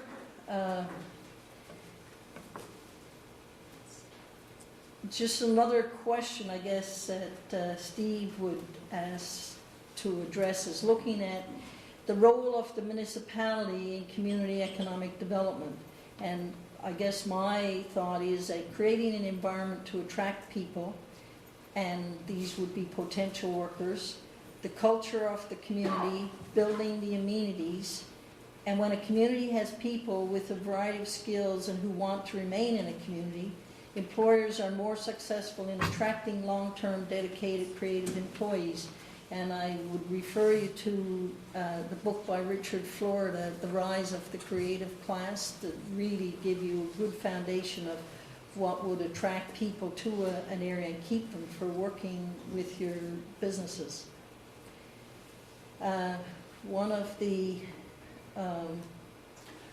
One of our strengths, I believe, is the fact that we've been able to attract so many volunteers. And if you have the municipality or your town, your community, that is very respectful and supportive of volunteers, they can do so much for you. And when we did our business retention expansion program and had 60 volunteers out meeting with the businesses, and those are all people then that will see opportunities for supporting local business. So you've got a lot more people in understanding the needs of businesses who are out there and can drive forward. I think my sort of the last point was, this is on the Business Improvement District session, and I had worked for about 3 years on trying to create a business improvement district for downtown Bridgewater, and when we had the vote, it was rejected. In Halifax North, they had 3 times, I think, they went for a vote for their business improvement district, and finally they have one. And so the person who had been the executive director at the time had been helping us and said that if they went back for a vote now, they'd have 99% vote in favor.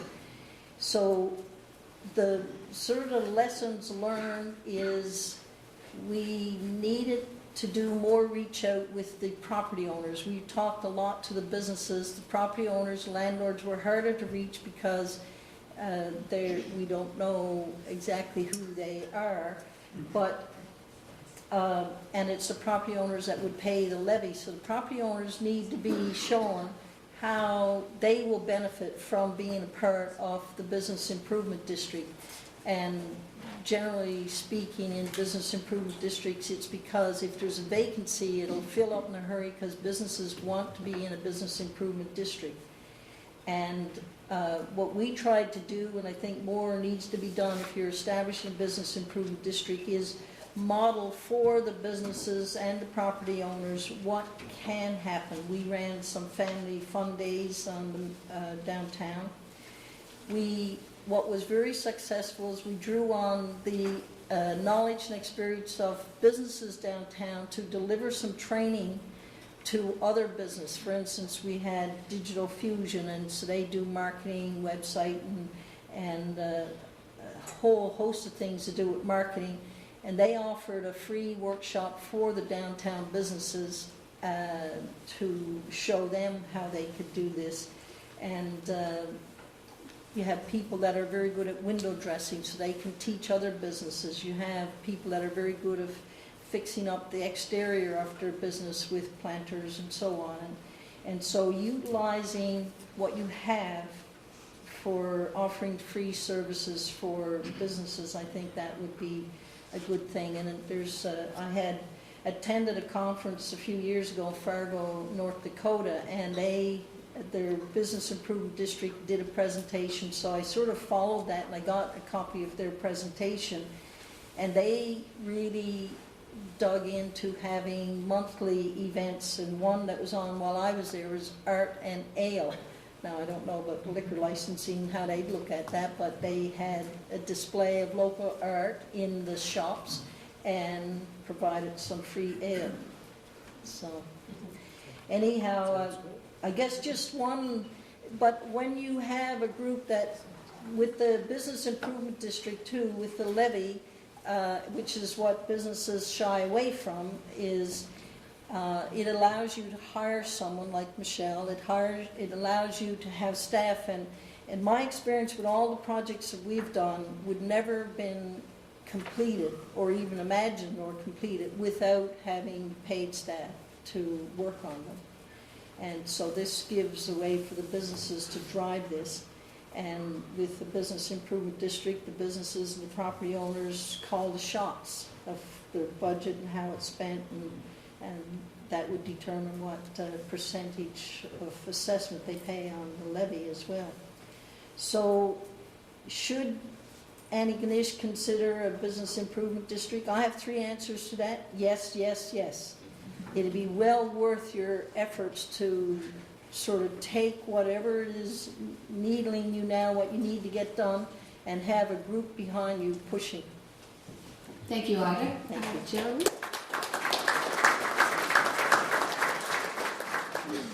Do I need a microphone? Can everybody hear me? All right. Thank you. It's good to be back. I was born and raised in Antigonish County, and Glasgow is my home now.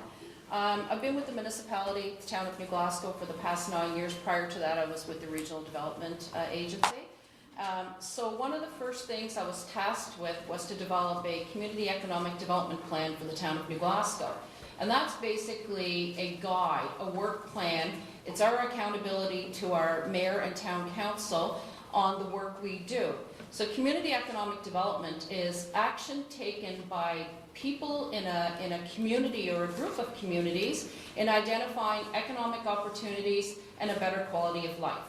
So when I began my term with the town, the Downtown Revitalization Project was in full swing, and I see Mark Van de Weel in the room here, and Lynn Coffin from NSBI, and Cindy McKinnon from Dean's. Strong partners in this whole development of the downtown of New Glasgow, really, which is, it is the commercial center for Pictou County. So to have a downtown that's going to draw people in, that's important. I can remember years ago going up to New Glasgow to go shopping, and then to come back years later and think, this doesn't even look like the same area. So in order to have an effective community development plan, you have to have the partners, you have to have the community on board, the town council, and you have to ask the residents, what do you want as far as economic opportunities are, and as well as quality of life. So I simply facilitated the sessions. We went out into the business community, we went to the residents of the town, and we went to the youth, we went to the seniors, we went to the nonprofit organizations. We found along the way sometimes we had to go into the seniors' home because it's hard to get people out sometimes, so go to them. As far as the youth goes, we went into the schools. I asked if I could speak to their youth leadership group, and it's to get the information we need, the input to develop that plan. And because this is a business forum, I'll just identify the 5 goals that we have in the Community Economic Development Plan. And the first one is to develop a strong downtown with cultural attractions and services that create a high quality of life. And from that, we have our action items, our partners, our measurable outcomes, and again, our accountability to our town council and to the taxpayers of New Glasgow. Number 2, to enhance tourism product development for the town of New Glasgow. Well, we've got Cindy from Dean's, and we're always tapping into her resources and expertise. And these are the partners that you really need to tap into. You've got Mark, Lynn, Cindy, great opportunities, great resources, and you really need to, as business owners and as community organizations, utilize those resources. They're there for you, and we do it in Pictou County all the time. I'm sure they get tired of hearing from me. Another one is to establish New Glasgow as a leading destination for external investors wanting to start and to relocate a business. To build a positive business environment for the success, retention, and growth of local business from the start of new businesses by local people. So those are just some of the goals that we have, and of course we get into our action items, and so every month I have to report to council on our different projects and initiatives. And within the Community Economic Development Plan, we have tourism development, business development, economic development, recreational programming, recreational infrastructure, festivals and events, and arts and culture, and wellness and health being, of course. So I looked at the questions that were sent to me ahead of time, and I know we're crunched for time here, and I'm going to leave enough time for you to speak, but I wanted to focus on how that plan is put together and how do we implement it, and how do we look at bringing those partners to the table and to help implement this plan. And so to accomplish this, we cooperate and we work in partnership with the business community, community members, local organizations, stakeholders, federal and provincial government departments, agencies, etc. Some of the things that we look at as far as the business development section is getting the business owners involved. And years ago, actually, when I first started with the town, there was a bid area. There was a nonprofit group that handled that bid tax that the town collected. And over time, we would have people come into the meetings, disgruntled. It's not, what am I getting from this? I'm paying this extra tax. And if you're putting an extra tax on a business that's already taxed, there has to be value. And so some of the business owners were seeing it, but it was the ones on the outskirts that weren't. And like, we don't want to pay this extra tax, we're not getting anything for it. It actually turned heated a few times. At the end of the day, it's the business owners who pay the tax. So what the town of New Glasgow did was they put out a survey. Okay, let's just see how many of these business owners want this tax. If the majority rules, then we'll carry on, because the town collects that tax. As part of the Municipal Government Act, they're accountable for it. There's a thing called audits. So you have to be real careful where those dollars go if the town is involved. So the survey, the majority of business owners did not want the Business Improvement District tax. So it was gone in 2012. And so still we have the business owners downtown. We have that business district, the downtown core. So what we had to do was really focus on what can the town do to help and to retain and to help grow and to bring in new business. And so that's that section in the business development plan. So a committee of council was formed, and we took this, we call it R&D, Rob and Duplicate. And I'm part of a municipal group that I was part of as well. We're the ones around the province that we meet a couple times a year and we share ideas. And what worked for your community will work for our community, because at the end of the day, we all want economic growth, and we want sustainability, and we want partnerships. So the town council, it's a committee of council, so it's called the New Glasgow Business Advisory Committee. And what that committee is responsible for is representing the 3 corridors in New Glasgow, the Westville Road, Stellarton, East River Road, and the downtown core, and being the voice of the business community. So bringing, through me writing the recommendations to town council, ideas and feedback to the town council on what can we be doing to bring more business into the downtown. And years ago there was this, people wanted Wi-Fi downtown. People didn't want to go to McDonald's or Tim Hortons and sit there and use up the Wi-Fi, and everybody knows you're in there just using the Wi-Fi. So the Business Advisory Committee, came up with a very cost-effective project called Unlock Downtown New Glasgow. So we saw down on the South Shore that there was $120,000 spent on doing this. We did it for $1,200 because we have an IT department that placed some routers around town, and even people come into the Jubilee, they can pick up free Wi-Fi. We now have it at the Riverfront Marina, because that's one thing I heard from the boaters. We need Wi-Fi. We have it down there now, so very cost effective. We also, through the Business Advisory Committee and one of our town councillors, we put on a virtual job fair not too long ago. And what this is there's a lot of people that sit in their homes that are very, very qualified, lots of skills, but there's just no work around here. So, however, they can work out of their home, and I'm sure you've all heard about the downsizing and mobile workers. So we put the job fair on, and they came. And actually, I was talking to our business development officer yesterday, and 2 people are now employed through companies from somewhere in the States. Because you can sit at your computer, and you can do your job. And what does that do for the local economy? That person now has a job. There's a paycheck coming in. They can spend money in the stores. They buy gas. They buy a new car. All that kind of stuff. So it's kind of taken a switch now. People used to come here and look for work. Now, if you can attract people to bring their job with them, and that's what we're trying to do in New Glasgow as well, is trying to attract those people that have their mobile job, but they're looking for that quality of life, and that's happening.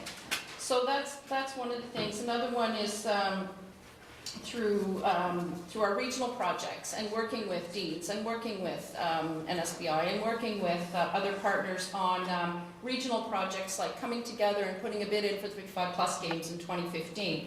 And we brought lots of people into town, and all the businesses benefited from it. So you have to look at, you've got a great facility here.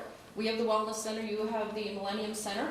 Conferences bring money into the economy, and working together with all those partners to put bids in through Events Nova Scotia and get those big events here, because every business will benefit from it. Okay, and so I did have more things to say, but due to time and all, I will stop there. But we are really looking at, I wanted to talk about the farmers market very quickly. About that is our economic generator. I was asked to think of one success story in New Glasgow. I can't help but think of it. And Tareq earlier said that Peace by Chocolate, they started at the market and they kind of went from there for their exports. Our farmers market, it's a regional market. It's a very low risk place for someone to start up a business. For $20 for the table, you can take your product, sell it, and we've had several of our market vendors now they've opened up a business. We've got Perfect Diversity on Provost Street, where she was able to take her business, and now she is now running her own business and an entrepreneur. So we look at that as the community gathering spot on Saturday mornings. 2,000 people are coming into downtown New Glasgow, and they're trickling into the business community. And we try to really encourage the business owners to put specials out, to do the sidewalk thing, to get their product out on the street. And so we're very proud of the farmers market and the amount of economic activity it's brought to the region. And so for that, I'll stop there. Thank you.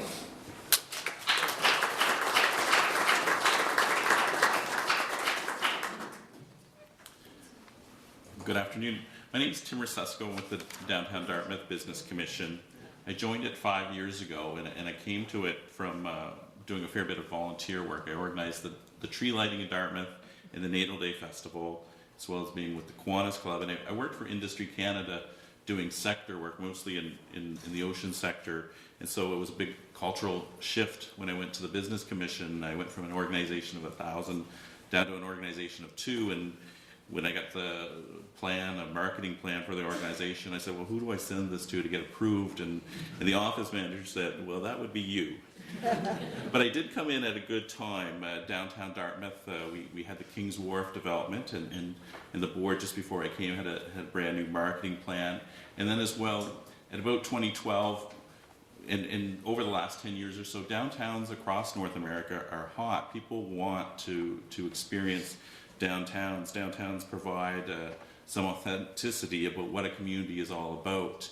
In the greater Halifax region, we have 8 business improvement districts. We have the Halifax Partnership, we have Discover Halifax, we have the Chamber, a lot of different acronyms like you have, but we all seem to work together, and we see that, in Halifax Harbour, the tide rises equally on both sides. What a bid allows us to do is celebrate the individuality of the downtown. In downtown Dartmouth, we have a lot of independent businesses that we're supporting, people that have come out of the farmers market and maybe wouldn't be able to exist in the commercial parks or in downtown Halifax, but they're able to build their businesses in downtown. I'm just scooting around here a little bit. Business Improvement District, there's a bylaw in Halifax Regional Municipality that defines it. It's a levy, and the members have to, or the businesses and the commercial property owners in an area vote to establish a bid. That's sort of the nut of that. And what I do in my job is we do business attraction. So I meet with new businesses and try to get them to the area. I encourage residential development. We find downtown Dartmouth, one of the reasons why we're growing over the last 10 years or so is because of more residential development there. We do collective marketing initiatives. We do special events like the street party, Christmas tree lighting. We do little things like food crawls to in the off season to get residents to come down and try the restaurants. We do beautification projects, whether it's public art, the banner program, seasonal decorations, and membership services such as advocating. A couple of years ago, they wanted to close the fire department in downtown Dartmouth, rationalize the services. So we were able to pull together as a business community and lobby against City Council on that. We provide networking opportunities. A big one that we do that's popular, especially with our small businesses, is we offer a signage subsidy. So a new business or an established business that wants to have a new exterior sign, we subsidize the value of that sign. And we run a graffiti abatement program. So there's two types of graffiti in downtown Dartmouth. If you go down on the waterfront, we actually have graffiti walls where we encourage graffiti artists to paint the buildings in the former industrial sites. But then we have a company that comes out and within 12 hours or so gets the tagging off the buildings where it's not supposed to be. So a little bit of mixed messaging there, but we do that. I guess what I would encourage Antigonish in the formation of a business improvement district is really to demonstrate value. The businesses need to see the value, and we've demonstrated that in downtown Dartmouth with our activities. We have increased foot traffic over the number of years. We've increased sales at the businesses, and our real estate agents are telling us that the housing in and around downtown is selling quicker. People are wanting to move to the area. So that's my thing in a nutshell. Thank you guys for having us. This is incredible to see this many business people out to talk about local economic development. So I applaud you guys on that. Thank you.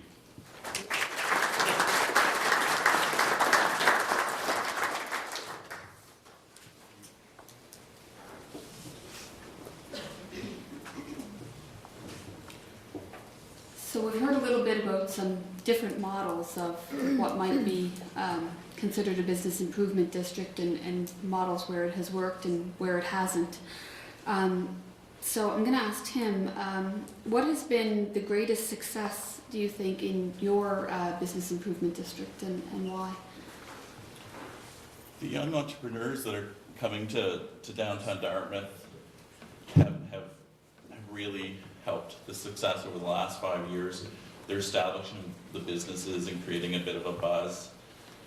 And we've done that by supporting them, either connecting with the Center for Education and Entrepreneurship Development in Halifax and ourselves by coaching them, and then also fostering a bit of a community of support in downtown where different businesses will help each other get their point of sale systems established, and programs like the sign program, and then events to support and welcome the young entrepreneurs. And like New Glasgow, we've had a number of businesses come out of our farmers market to our downtown. Currently in downtown Dartmouth, the rent is much cheaper than you would find over on the peninsula, so it's provided an opportunity for people to incubate their businesses as well. Michelle, in our research for this event, we've come across reports of business improvement districts like your own. And what are 2 or 3 of the lessons that you've learned from having a business improvement district in your community? From setting one up or having one? I wasn't around when it was set up. Having one in that case. Okay. Ours was set up in like 1989, so I think I was 11 years old. I'm telling my age, but lessons, I guess, the big one goes back to New Glasgow, and you need to show value for what you're doing. So my day-to-day activities, I'm always focused on bringing value to all the members. And over the years, there was a misconception developed that our association was just for our main street, for Charlotte Street, and a lot of our other little side streets were kind of left out. So that was one of the big things that we tried to focus on when I started the job about 3 years ago. So it's I'm learning lots, and I still sometimes feel like I'm new at the job, but I just continue to try and show that value to our membership. So that concept of value is being heard, and in the case of New Glasgow, the business owners didn't find value in the bid necessarily, so it was dissolved. What would you say, Geraldine, as far as options for Antigonish in establishing a bid? I think a bid could be a great thing as long as the boundaries are defined, the business community is involved, the structure, it's the setup and the structure of the bid tax, the collection of it and the distribution of it, and making sure that there's a plan in place. And so, as I go back to the MGA Act, and your mayor's nodding your head, I mean, municipalities are accountable for all dollars, even though it's collected and it goes through a nonprofit body or whatever to do that work. There's still that accountability, so it can be a good thing. But again, and we mentioned earlier, there has to be a value, because people don't want to pay an extra tax unless there's something in it for them, something beneficial. So it was in New Glasgow for many years, but at the end of it, I just think it needed a new structure. And maybe it'll come back, I'm not sure. But not saying it's a bad thing at all, it can be a great thing, but it's to have that proper structure in place and that accountability, and that the business owners are getting something in return for it. Question on the floor? Yeah, this is probably, I mean, for all of you, or maybe Michelle, in terms of sense of where actually our town is looking at that option as a bid. That's why you're probably here today. What we need to know and find out is that if we're going to do something like this, what are some of the ways we can actually help the business owner understand it? Like, one of the things that I'm thinking about is actually meeting with them personally. This forum here is a good start for us, but we're going to need to get on the street to do that, right? And I think Put your comfortable shoes on. Yeah.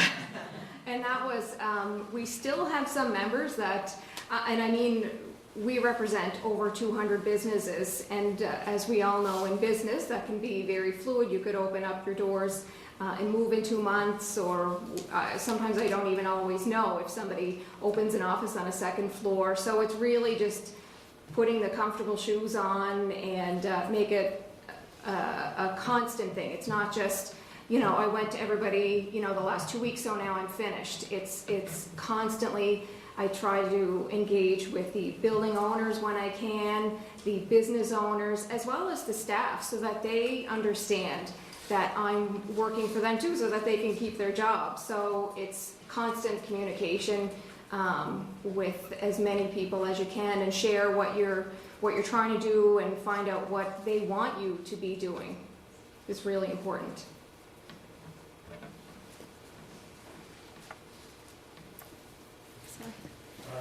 I was kind of curious, Geraldine, about your virtual job fair, and just if you could just tell us a little bit more about it. How did that work? Well, if you Google New Glasgow Virtual Job Fair, the news covered it well. It was bringing in, one of our councillors works from home, and he works for a company outside of Nova Scotia. So it came out at one of our public engagement. We have community engagement sessions. We had our first one in January with our new mayor and some council members.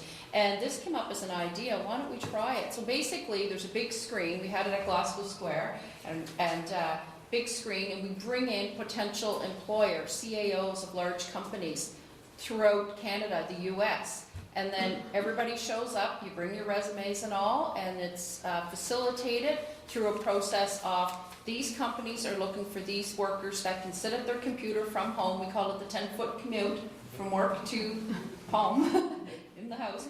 And are looking for skilled people to do this work. It's like the call centers, and so it seems to be a trend now.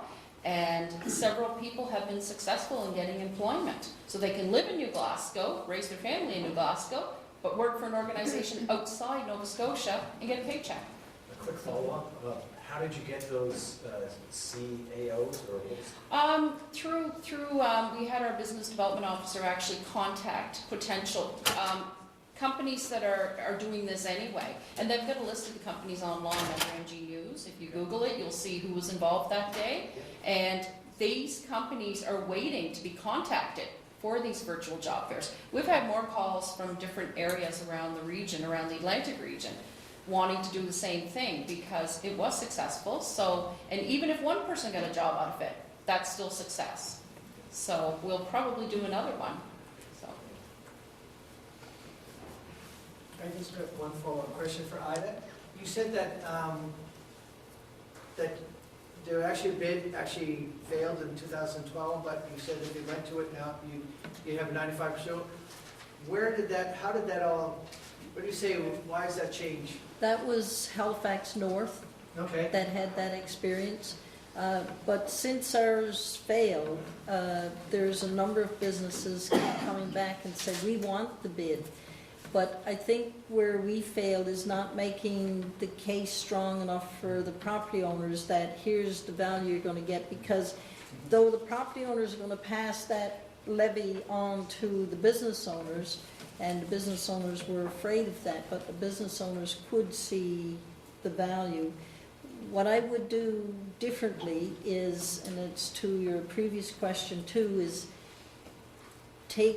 I took a delegation of business people and people on our steering committee to Halifax, and the Halifax Partnership had arranged for executive directors from 3 or 4 different business improvement districts to be there to answer questions. And that was one of them. How do you show the property owners that this is valuable to them?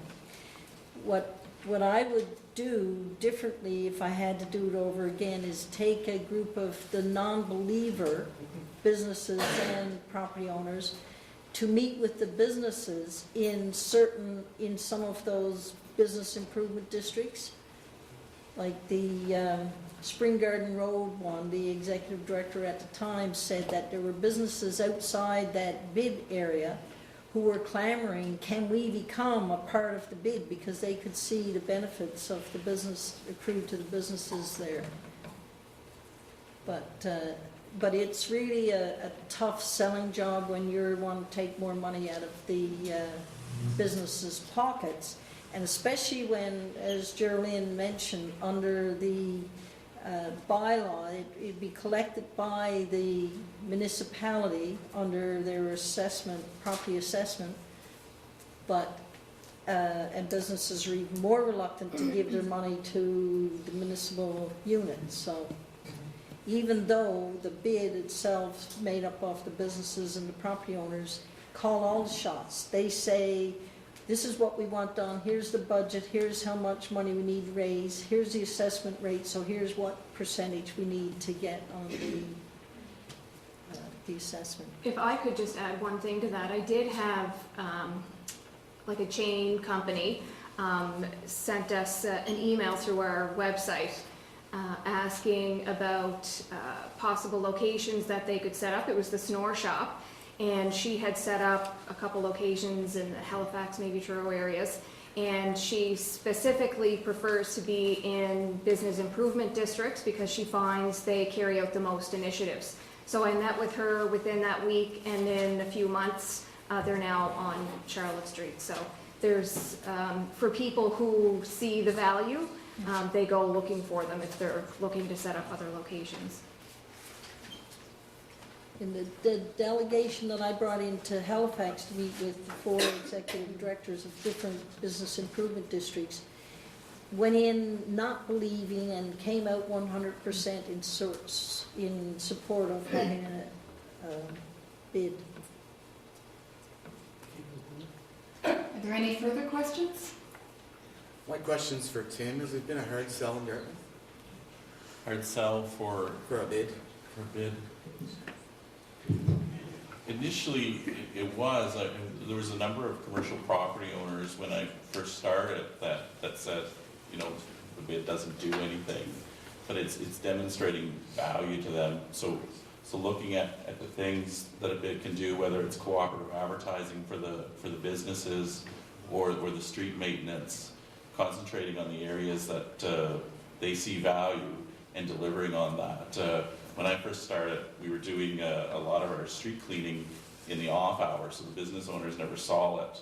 So we started doing it during business hours so they could see it, and you know, that changes. So I mean, yeah, you have to be seen to be doing it. So it's turned around, and I'm not too afraid of a lot of my property owners. They put the bid levy rate on the rent. So then my business owners, so the people that are renting, they see the contribution to the BID, and then they're more invested, and they challenge us as well. So they know that a portion of their rent is paying my salary and paying my staff's salary. So they're more engaged and more demanding, and we do a better job as a result. So with that, I'd like to thank everyone for participating this morning, and get back to John.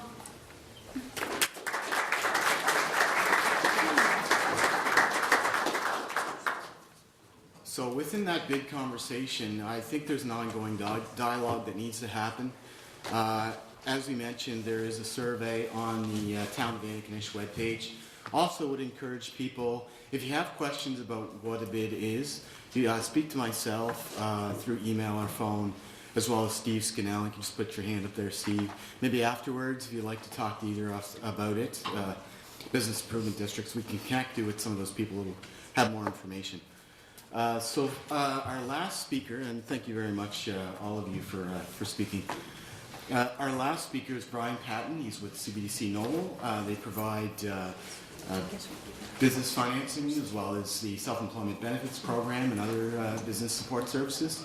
We consider them a really valuable asset in terms of delivering service to our clients, and perhaps you'd find the same, so we'll invite Brian to come out and tell you about that.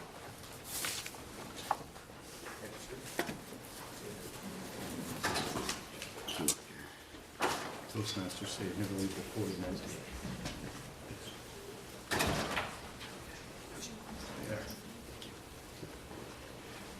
First of all, thanks for those who have stayed. I'm going to keep the stories to a minimum to avoid a stampede. But I'd like to start off by thanking Misty and John for putting together this great event this morning. I didn't really know what to expect. I don't know if you guys did coming in, but I thought it was sensational. I think we're on to something here, and it's something we need to keep rolling. So I'm just going to, hopefully this is a refresher to tell you folks about the role of CBDC in the community and some of the projects we've had the pleasure of being involved with.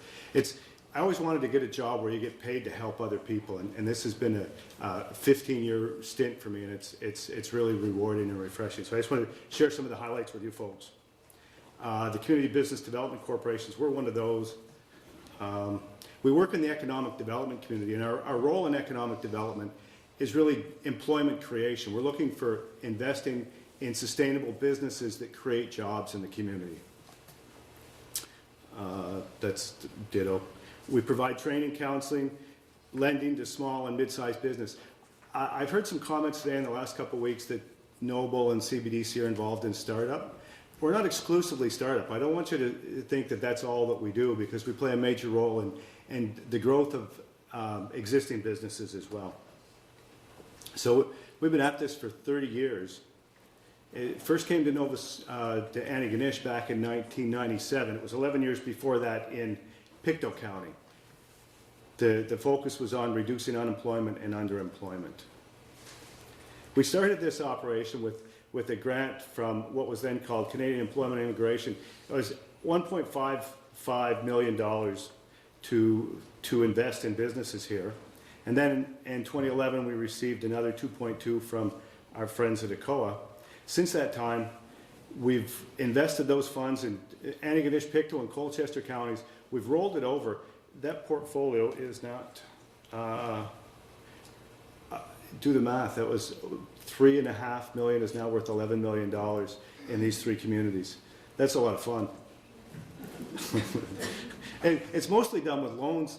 The average loan now is $35,000. So we've got $11 million out in $35,000 loans. That's a lot of small companies that have had a hand up.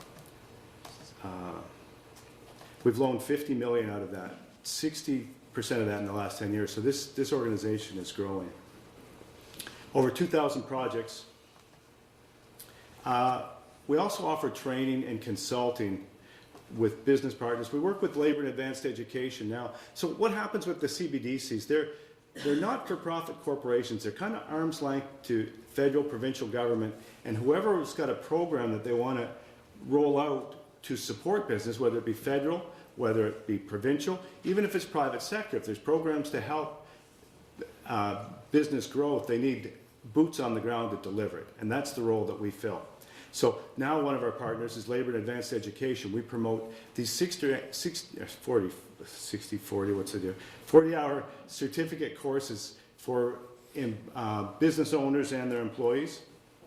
We also offer consultant advisory services. It's a shared funding consulting project. So if your business has a burning question that requires a consultant to help find the solution, we're going to pay for that. We're going to pay the lion's share of it, actually.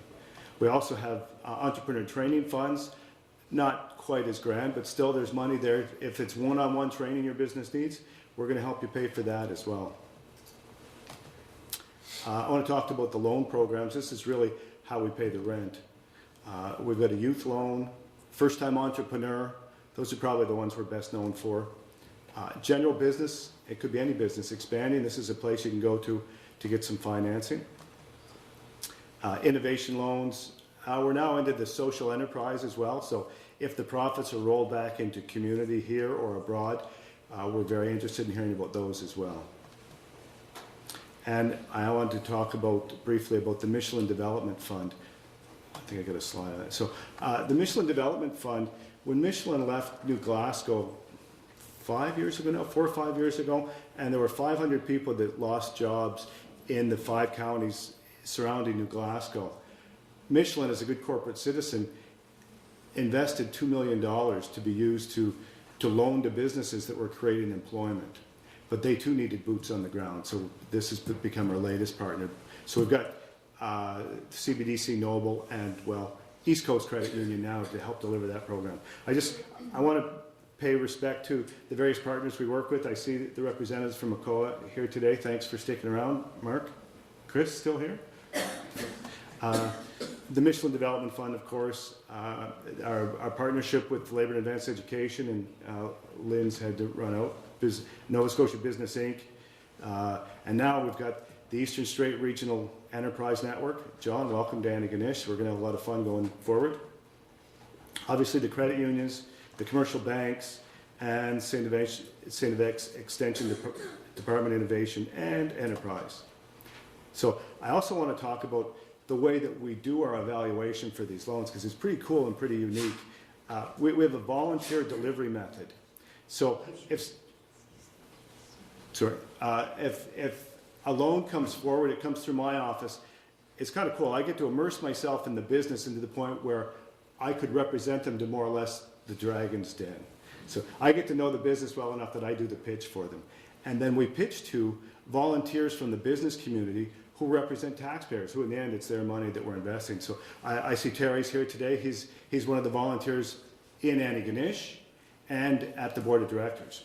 So the way it works, if the loan is $75,000, the decision is completely made right here in Antigonish County by the volunteers. Our lending limit is 2.25, so if it's over 75, it's recommended here to the board of directors, which represent the 3 counties in which we work. And then the decision's made from there. It's just a broader scope to look at the bigger investments. The Michelin Fund, I think I've covered this, so we can skip through this pretty quick. $2 million, grant enclosed. stimulate creation. There's a couple points I wanted. The loans in the Michelin Fund, there's a cap there of $300,000. What's cool about it is the interest rate on these is all at prime +2. Pretty good small business lending. The 66-month to repay, now that's pretty aggressive if it were the $300,000 loan, but for smaller loans, 66-month is pretty reasonable. The first 6 months is interest only, so you get a chance to ramp up your sales activity. It's all about creating jobs. So to qualify for a Michelin loan, there has to be job creation. Michelin said 1 job per 20,000. Because there's 3 partners involved, we can do 1 loan for up to 60,000 now.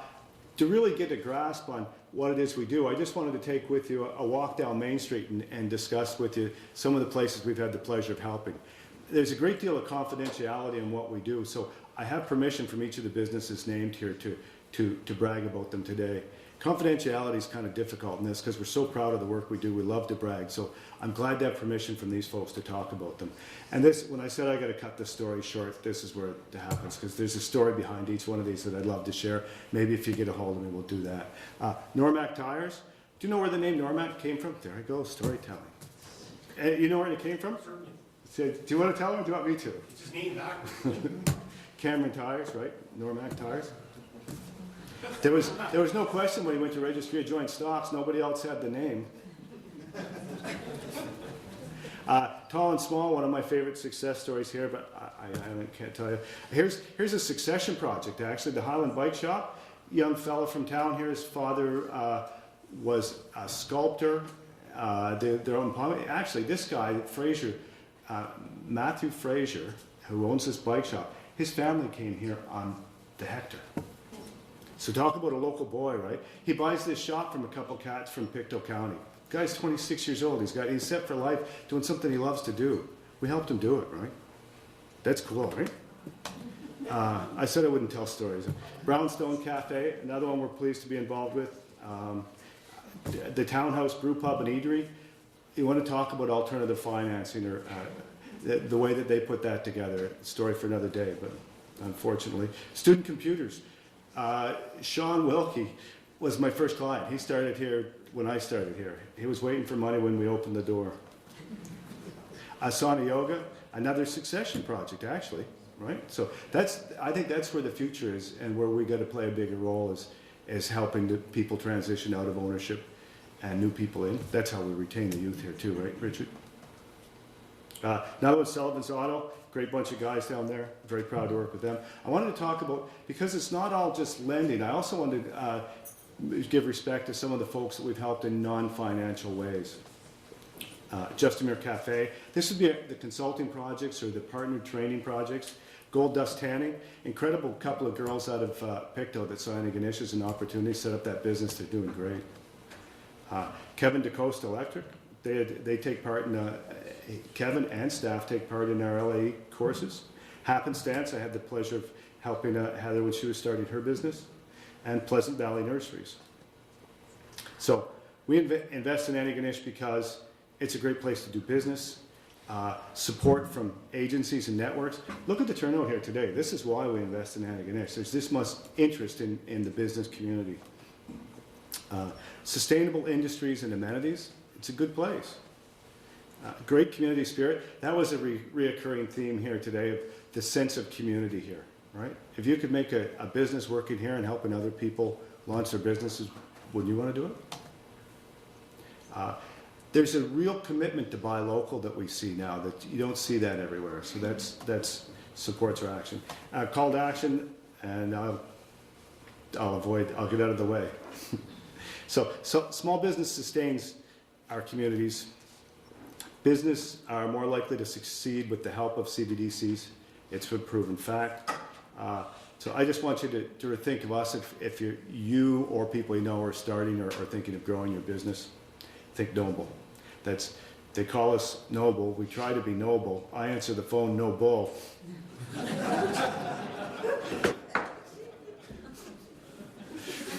That stays in this room, okay? Northern Opportunities for Business, that's us. That's me. There's the contact stuff.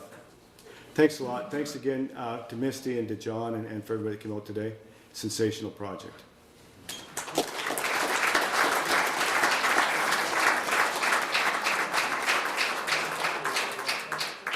I'm not the capstone, you are. Any questions on Brian and the CBC Nova?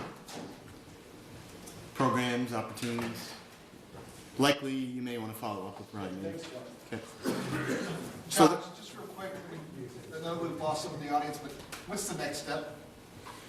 The next step, well, that's interesting. From our point of view, the next step is that we keep talking. So the Antigonish Business Forum is likely not a one-off event. You'll see us doing this in all of our other regions as well on an ongoing basis. We want to collect information from the business community. The bid question, which was the last panel, is certainly one that we want to keep receiving input from you on. As I mentioned, there's ways that you can do that. We're going to reach out to the community a bit more and see if we can get a little bit more input on that idea too. We don't want to be making decisions without having the business behind that decision. So the next step, long story short, is to keep reaching out to us. We keep reaching out to you. And everything that we do will ensure that you're involved in that choice and that decision. Any other questions on the event or anything we talked about today? Yeah. Okay, thank you very much.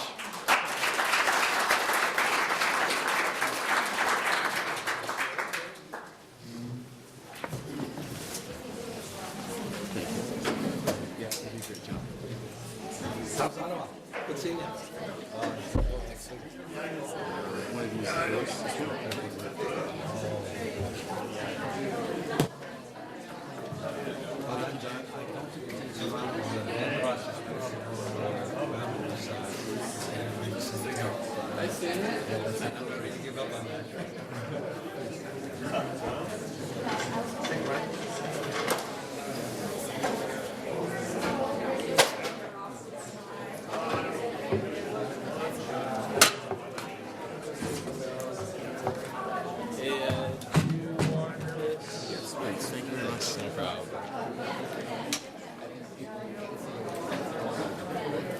Thank you, sir. Yes, thank you for coming.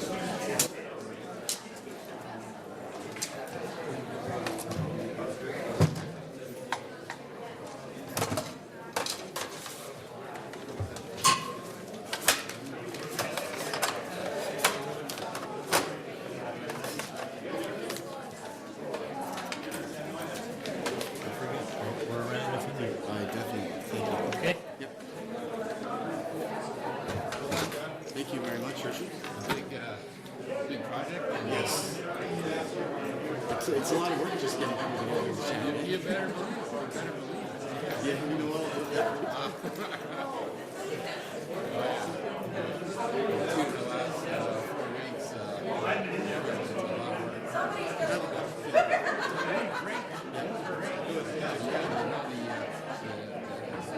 golf gods will look well upon us because Sunday morning between two seasons, right? Happy in the morning, the day before, the afternoon, but I just got to go back to the office, the back office stuff, and make sure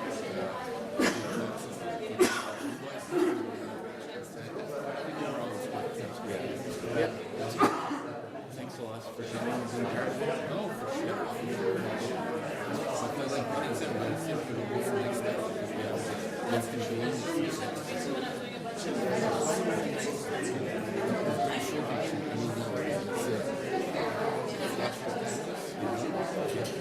giving their insights and their stories.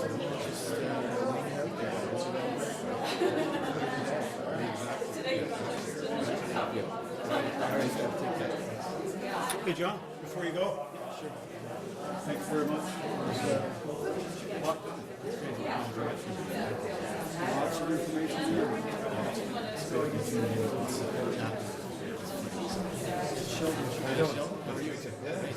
We're playing coffee.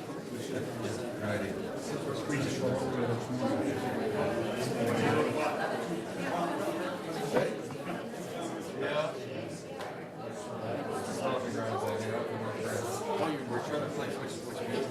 Oh, yeah? Yeah, so I,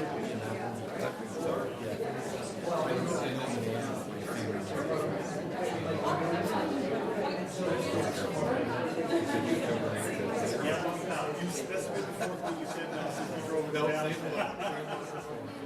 oh, yeah, it's fine.